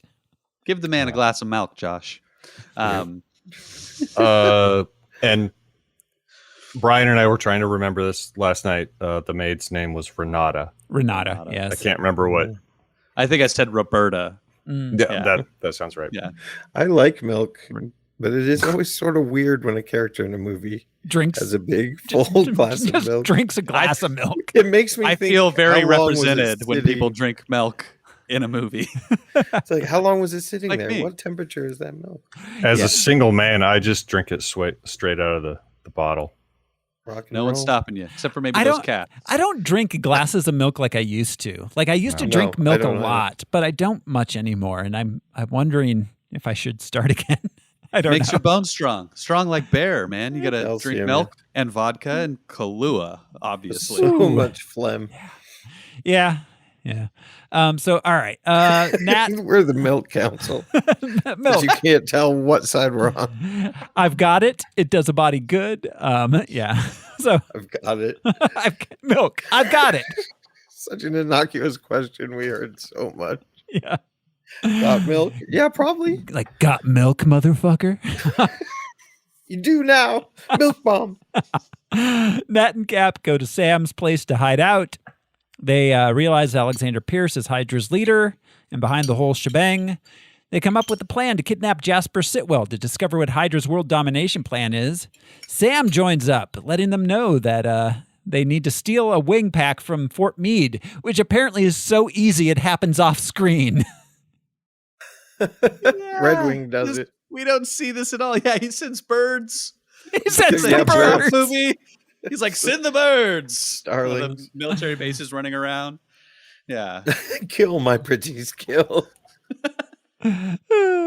Continue the research. They find... How's the skin going?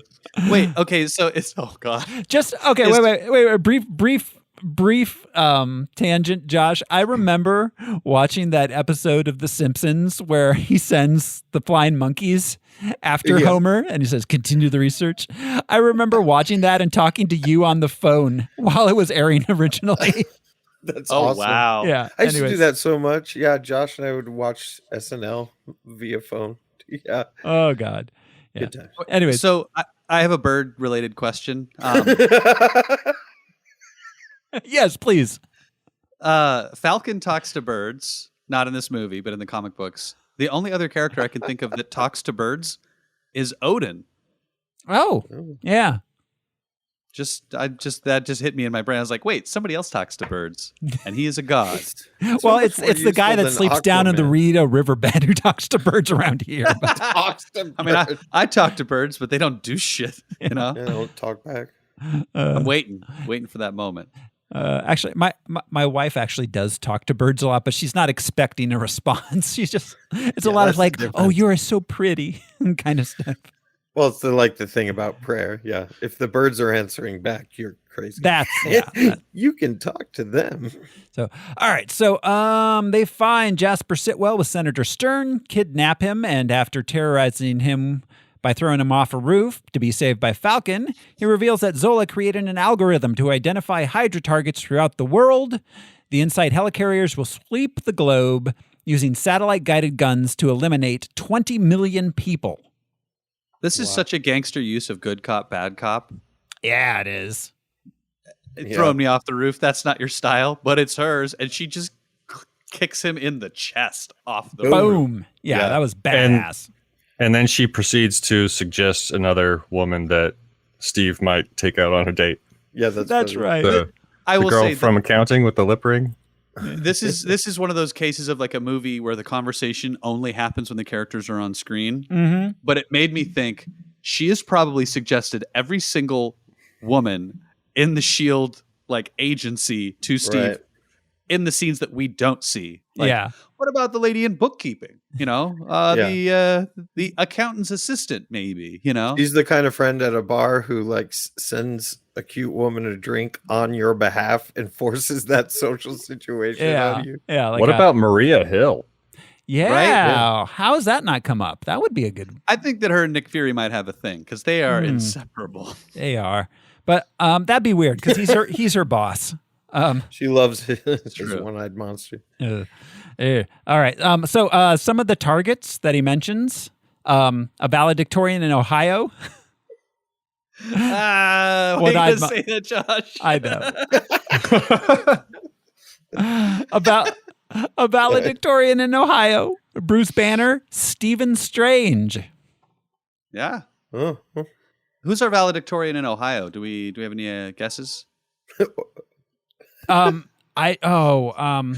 the newscaster in Egypt may be what's his face? Where's my goddamn money, Dracula? What's Mark Strong? Not Mark Strong. What's that guy's name? Goddamn money, Dracula. I don't know what that's leading up it's to. one of the new Moon Knight. Sorry, Moon Knight. Okay. I read a theory online about the valedictorian in Ohio, but I can't remember who it was. Something related to corn over there in Ohio. All right, so they take Sitwell with them to go head to S.H.I.E.L.D. He immediately gets assassinated by the Winter Soldier. That was so satisfying, the way he got yanked out of the car. And smashed by a Mack truck going the opposite direction. Yeah. The sound was incredible in that moment. That's one of the most visceral like deaths we've had up to this point. So then we get the big fight, the big highway fight with Winter Soldier and Steve and all the S.H.I.E.L.D. guys, or the Hydra guys, I guess. Sorry, the official name for that sound is squelching. Oh, yeah. Oh, I don't know if that's a good name for that sound now. But that's what it is. You'll see it in the subtitles. Closed captioning. And in the comics. Squelching sound. I don't like the word. It's oddly sexual. Yeah, oddly, it really is. It's like a bathroom in a bad sound. way. Yeah. Yeah. Oh. All right. But it's an onomatopoeia too. It is. It is. I mean, think squelch. Bones crunching. Yeah. But yeah. So all right. Anyway. So yeah, there's the big fight, and which fight is badass. The knife thing between them. Whoa. Yeah. Yeah, the choreography is incredible. Really, really good. Yeah. And in the end, the Winter Soldier's unmasked and revealed to be Bucky Barnes, Steve's best friend, although he has no memories of being Bucky. Steve, Sam, and Natasha are taken into custody by S.H.I.E.L.D. They escape, though, almost immediately with the help of Maria Hill. Natasha, during this fight, I don't want to gloss over it too much because she just doesn't get enough credit. She does two things in this that amaze me. She tricks the Winter Soldier into thinking that she has been killed and eliminated by jumping with the exploding car and shooting like a grappling hook into the bridge, swinging over like she's fucking Spiderman, seeing his shadow on the ground and triangulating a shot, and she shoots him in the eye. Yeah. If he hadn't had the goggles on, he would have gotten shot in the eyeball. He'd probably be dead, yeah. He'd probably be dead. Like, she is so goddamn good in this sequence. She is badass. This is great Black Widow stuff. She fakes him out with her cell phone saying, like, set up a landing zone, blah, blah, blah, all that stuff on loop. Like, so good. She is She is at the top of her game because she knows he is so dangerous. I loved all of this. Cap is just punching shit, whereas Natasha is like, dude, this is Thanos level danger. Like, she also she hits his arm with a stinger. The little sting disc. It kind of shorts his arm out a little bit. Yeah, and he does the reset that we see in later moments. He has to reboot his arm. Yeah. He downloads a plugin. Yeah. Right. Yeah. So, all right. Steve, Sam, and Natasha are taken into custody by S.H.I.E.L.D. They escape with the help of Maria Hill. She takes them to a hideout where they discover that Nick Fury is still alive. Although still healing from his injuries, he faked his death. Oh, wait. Hang on. So, when they're in the van, blah, blah, blah. Actually, okay, when the convoy stops, they're in this little tunnel in the city. And Rumlow gets out and he says, 3 holes, start digging. Okay, 2 questions. Where and with what? Right. It is concrete and asphalt everywhere. No shovels. No. And who brought shovels? Yeah. I assume that he's talking on the radio to somebody in a dirt lot somewhere waiting for them to arrive. Well, also, who knows when they actually got out of the van? Like, they could be back 10 miles. Yeah. They're just like a construction crew who didn't quite understand the instructions they were given, but didn't want to say anything. Right. And then the foreman appears a little while later. They're just standing around talking. It's like, in the asphalt. No, I've been in the dirt. You got It's your like, mind. oh, we don't have a way to dig. Well, why didn't you come get me? Meanwhile, the Winter Soldier starts having repressed memories of being Bucky come back. He remembers being taken by Hydra and Zola turning him into the Winter Soldier, so they wipe his brain again. Robert Redford shows up to order that. With a kiss. Yes. Back in their hideout, Nick and Maria reveal their plan to replace the carrier's targeting chips so they can't link up with each other or with the satellites, then order them to shoot themselves out of the air.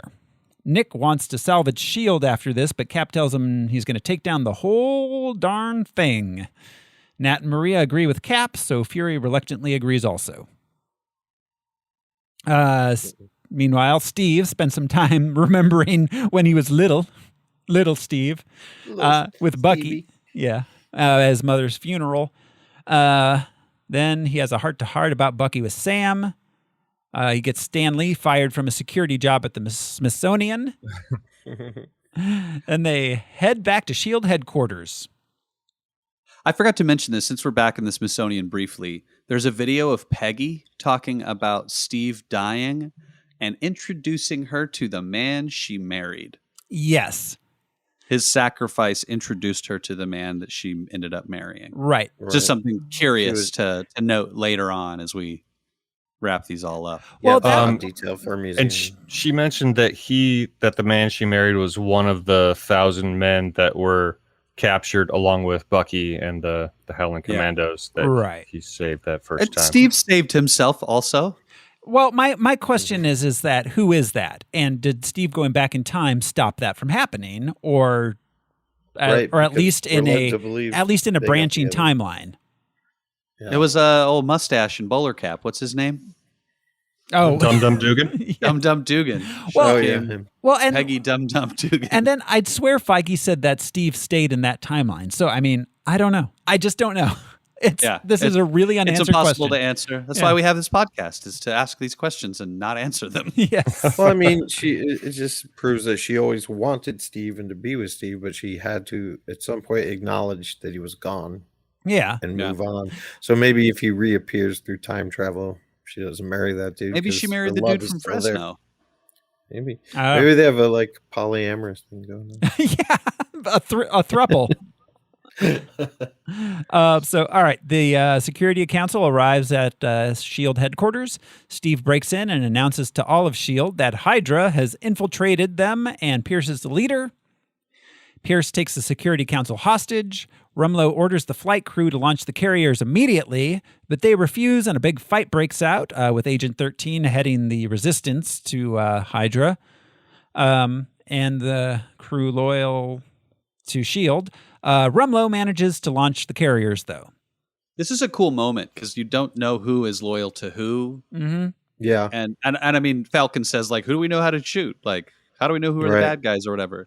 Like, this is this moment where you're like, I wouldn't know if I was sitting in this room. Mm-hmm. Yeah. It was very cool. Yeah. Yeah, it was a very well done use of that trope. Yeah. Yeah. So Cap and Falcon attempt to fight their way onto the carriers. Pierce is taken hostage by Black Widow, who was disguised as a Security Council member. Nick Fury arrives and forces Pierce to unlock S.H.I.E.L.D.'s database so that Romanoff can leak classified information, exposing Hydra to the public. Following a struggle, Fury kills Pierce. Rogers and Steve and Sam storm 2 helicarriers and replace the controller chips. But Bucky arrives to fight them on the third one. He destroys Sam's flight suit and fights Steve. Steve fends him off long enough to replace the final chip, allowing Maria Hill to take control and have the vessels shoot each other down. Bucky rips the wing right off that suit. Just grabs it, just like rips it off. Well, and also Sam is shooting so many bullets in this sequence. Every movie he has less and less like gun violence until we get to the point where he no longer uses guns. Well, he just kicks people. The MCU in general, like the heroes use fewer and fewer guns. Like they shoot less and less things and just rely more and more on like melee hand-to-hand combat. Yeah. Black Widow, same thing happens. Yeah. Yeah. It's interesting to see that evolution throughout the movies. Yeah. And do you think Red Wing was... I'm sorry, go ahead, Josh. Do you think Red Wing was at headquarters, like running the computers and communicating with Sam? No, he was doing Overwatch. Red Wing had a gun in this movie. Yeah. It's true, sniper. All right, so Sam on the ground ends up fighting Rumlow in the building. Then after achieving his mission, Steve refuses to fight back against Bucky, who just beats the crap out of him. And as the ship crashes, Steve falls into the river, but he's pulled out by Bucky, who leaves him on the bank. Rumlow and Sam jump from the thing crashing into the building and apparently both escape. Steve later wakes up in the hospital bed with Sam by his side, playing Marvin Gaye. Fury catches Sam with the helicopter in the most like detail-oriented gangster maneuver by tilting the helicopter so he doesn't get chopped to bits. I love that sequence every time that it happens. And the way that he falls into the door and almost out the other side. Yeah. Like, that was so badass.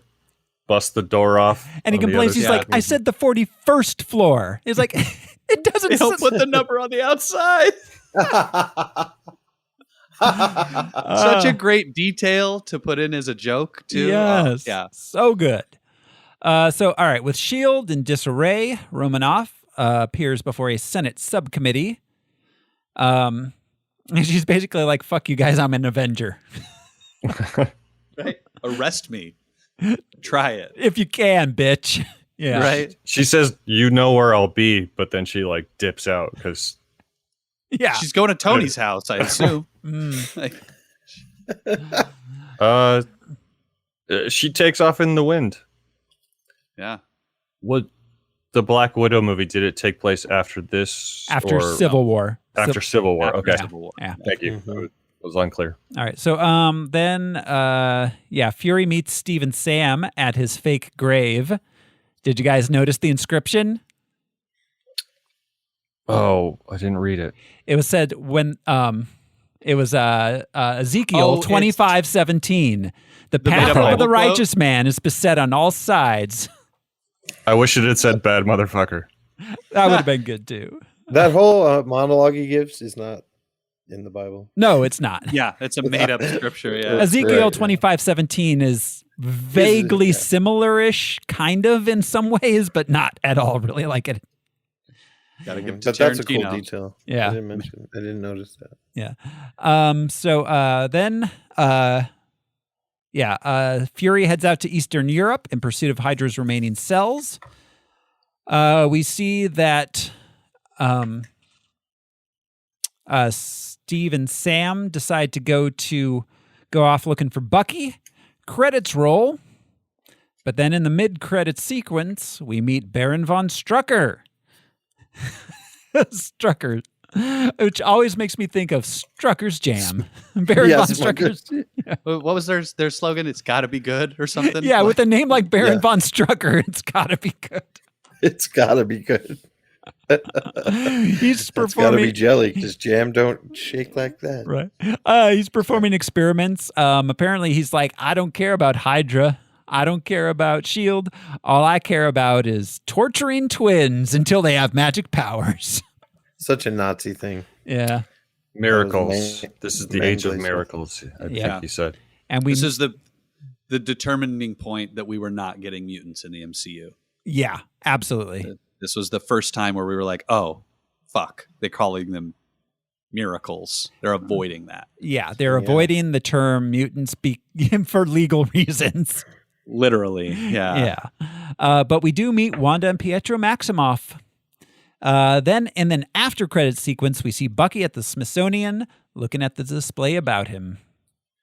And that is Captain America, the Winter Soldier. And the soundtrack gives us one final scream. That was a damn good movie, guys. Yeah, it's a good movie. Agreed. Yeah. Not much else to say about it, honestly. I think this was the second time I watched it. Wow. I had kind of forgotten how good it was. Yeah. I mean, Same. yeah, it's been a while for me too, but just wow, it really holds up. I've seen this at least a dozen times. I love this movie so much. Yeah. Don't let me choose where we rank it first. You guys start. I have a few unanswered questions. One, why didn't Bucky follow Nick Fury into the hole underneath the car? Yep. That's the one plot thing I really was like, huh. He's afraid of alligators. Yep.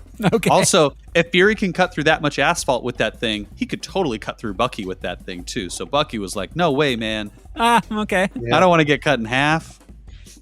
Yeah. All right. The second unanswered question I have was, did Zola make that montage ahead of time just in case someone showed up and asked him what he'd been up to the last 60 years? No, that's literally all he was does. improv-ing. That's how he works. He had so much stuff. Like, he was like, all right, then I need that news clip, and then I need this like stock shot of Nazis marching. It's like, I'm going to quote Anchorman at this point, and then we're going to do some Adam Sandler movies from the early 90s. Yeah. It's his whole personality is just quoting movies and scenes from newsreels. So that's just that whole montage was created at the speed of thought because he's just this giant computer array. It's just him thinking about at the past. at the speed of magnetic tape, maybe. Yeah, I was gonna say. So is that the speed of sound? Maybe. The speed of rust. The speed of sound is determined by how fast and far you can throw a radio. So our whose parking spot was Abed's friend in? Because I went back and listened to that. They were talking about, they was like, I've been parking in that spot all along. I think he's in Afghanistan or something. Is that Tony maybe? I was thinking it was either Tony or Rhodey. Oh, that's interesting. Yeah, I never even considered that. Who's parking? Yeah, because he said I've been parking in his parking spot for months. I think he's in Afghanistan. They could have said something. Yeah. So I have a question about Arnim Zola. Did S.H.I.E.L.D. do that for him? Huh. That is a good question. Who put him in the computer? Did he die as far as S.H.I.E.L.D. is aware? Yeah. I mean, I guess I would assume Hydra. I assume he started Hydra prior to dying, and then he had the Hydra faction of S.H.I.E.L.D. put him inside the 1970s computer. So he faked his death. I have questions about that are impossible to answer. Was it Howard Stark? Because Howard Stark was involved with all of that. He would have been working with Zola. And he worked maybe. with Zola directly. Yeah. Yeah. Yeah, good question. And the last thing, is S.H.I.E.L.D. secret? Because in Thor: The Dark World, Darcy literally, or her intern says, "What's S.H.I.E.L.D.?" and she says it's a secret. But here they seem just kind of like the CIA. They've got a big statue, they've got a giant headquarters, they're kind of just out in the open. The Triskelion. Yeah. Right there. It's a good question. Yeah. It doesn't seem very secret. Well, also, we get. I have another question about the Zola scene. We go into the basement at Camp Lehigh, which we see in later movies, and up on the window or on the wall there is Howard Stark, Dominique Strahan's Howard Stark, right? That's his name. Peggy Carter in her like 30s or 40s, and Arnim Zola and somebody else. Black Widow asks, "Who's the woman?" You mean the woman who founded the agency you are an agent of? Right, yeah. She 100% would know who Peggy Carter was. Like, oh, Peggy, don't you guys have a history? Yeah. Like, dude, should we take that picture down so you have a more current picture of her than that one you keep in your compass, you freak? She's still alive, Natasha. Yeah. Like, well, she didn't go. Natasha didn't go to S.H.I.E.L.D. boot camp like the rest of the S.H.I.E.L.D. agents did. Yeah, her training was elsewhere. Yeah. She is deeper undercover than most S.H.I.E.L.D. agents ever would be. Yeah. But I mean, you would also like read the employee manual and be like, oh, the first chapter is about Howard Stark and this Brit who started. So you S.H.I.E.L.D. joined S.H.I.E.L.D. So you, learn how to located. Learn how to defrost the ice cream machine. Yeah. Make sure your white boots are strapped on tight. It's gonna be a fun ride. Yeah. Is there a reason they put Camp Lehigh in New Jersey instead of Virginia, like in the comics? Utah. Well, because in the first Avenger, it was in New Jersey. I don't know why. And I guess proximity to New York. Yeah. It's in New Jersey. Yeah. So, well, that way they could shutter it too, because it was a World War II era boot camp to send large amounts of people to World War II. I was assuming, so it's not one of the modern boot camps. That was my takeaway on that. Yeah, it was a pop up. Yeah. It was a truck. It was like a taco truck. Right. So, all right. Anything else before we rank it, guys? not for me. I have bird questions, but we'll answer those in the possible Falcon and Winter Soldier episodes. Right. We all have bird questions. I have, yeah. We've got bird. We don't have any bird Mainly facts. bird law. Tracy Jordan. Oh, sorry. I was just thinking about how weird it is that we eat birds. Oh, God. It really is. So, all right, here we go. Let's rank this thing. I just have the top here. I don't think there's any question that it's going to go in here somewhere. Like, unless you guys have a major disagreement that I am not anticipating. What about between Spider-Man 2 and the first Avenger? Okay. I love Spider-Man 2. It's one of my favorite movies of all time. No, it is great. And I like everything above it. I don't think it's better. But it's better than the first Avenger, I think. Oh, 100% better than the first Avenger. Okay. All right. That's Josh's recommending 7. Al, what do you think? Oh. I'm not sure. Brian? So I think that it's better than Batman Begins as a comic book movie, because it turned the entire universe upside down. It changed the dynamic of like the MCU itself, the action sequences. A lot of these things just, to me, were better than what they tried to do with the other three. Batman Begins, Batman 89, and Spider-Man 2. I think that this, as a comic book movie, outperformed those. Plus, it made me laugh more than all of those movies, on top of the action and the comic book connections and things too. I don't know. I still don't think it out comic booked Spider-Man 2. Personally. Yeah. I mean, that's Fair. So my personal take is, I think as a movie, it's better. I would personally put it above Iron Man. Ooh. I went back and forth with myself a lot about that. Did you consult a bird? I consult birds before any major decision I make. I mean, that's as good as any because the rankings are going to change progressively as we see more movies. So, all right. So, okay. Al, you're the only one who's abstained so far as their thoughts on it.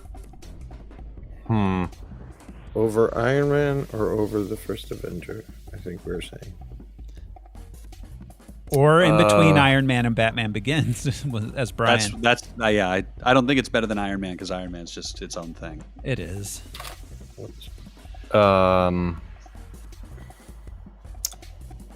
I could put it at number 4, I think. Between Iron Man and Batman Begins? Yeah. Okay. Right. You can live with that, Josh? Oh, yes. Surprisingly well. Sleep. You won't give it another thought because this ranking doesn't mean anything to I will anybody. kick it off a roof like Black Widow. All right. I'm going to ask a bird just to confirm. All right. We will put it there. Captain America, the Winter Soldier, will go at number 4 between Iron Man and Batman Begins. So that draws a close on this episode, which means next week on Harmless Phosphorescence, we will be watching The Amazing Spider-Man 2. All right. Oof. Yes.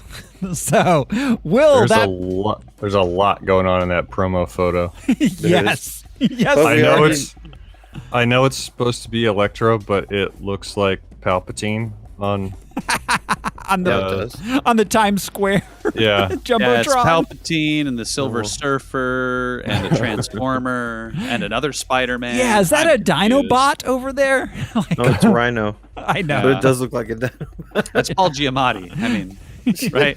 Paulie G, yeah. He's like, yeah, we know a lot of elements from this are going to be in the next one, so maybe it'll be more fun this time. Yeah, maybe. We'll see. I don't know. It's been a long time. I only saw it the once, and I was not impressed at the time. I don't know if I finished it. Yeah. Yeah. So I never liked Andrew Garfield. Yeah. You heard me. I love Jamie Foxx too, and this was just such a disappointing Jamie Foxx role. Yeah, it was. He even said he was pretty disappointed. Yeah. He was very into it. No, he was into it and loved it and felt like they didn't use him at all. Yeah. So that is next week on Harmless Phosphorescence. Thanks everybody for hanging out with us this week. This has been your host, Thoreau Smiley, and I've got to go get my parking spot back. Someone took it while I was in Afghanistan. I'm Josh Cece, and I can speak to a bird. One specific bird. I'm Brian Lesh, and remember, kids, Hail Hydra. I'm Alaric Weber. I do what these 3 do, just slower. What about your metal arm and the eyeshadow? Accurate. Thanks, everybody. Bye. Bye, guys.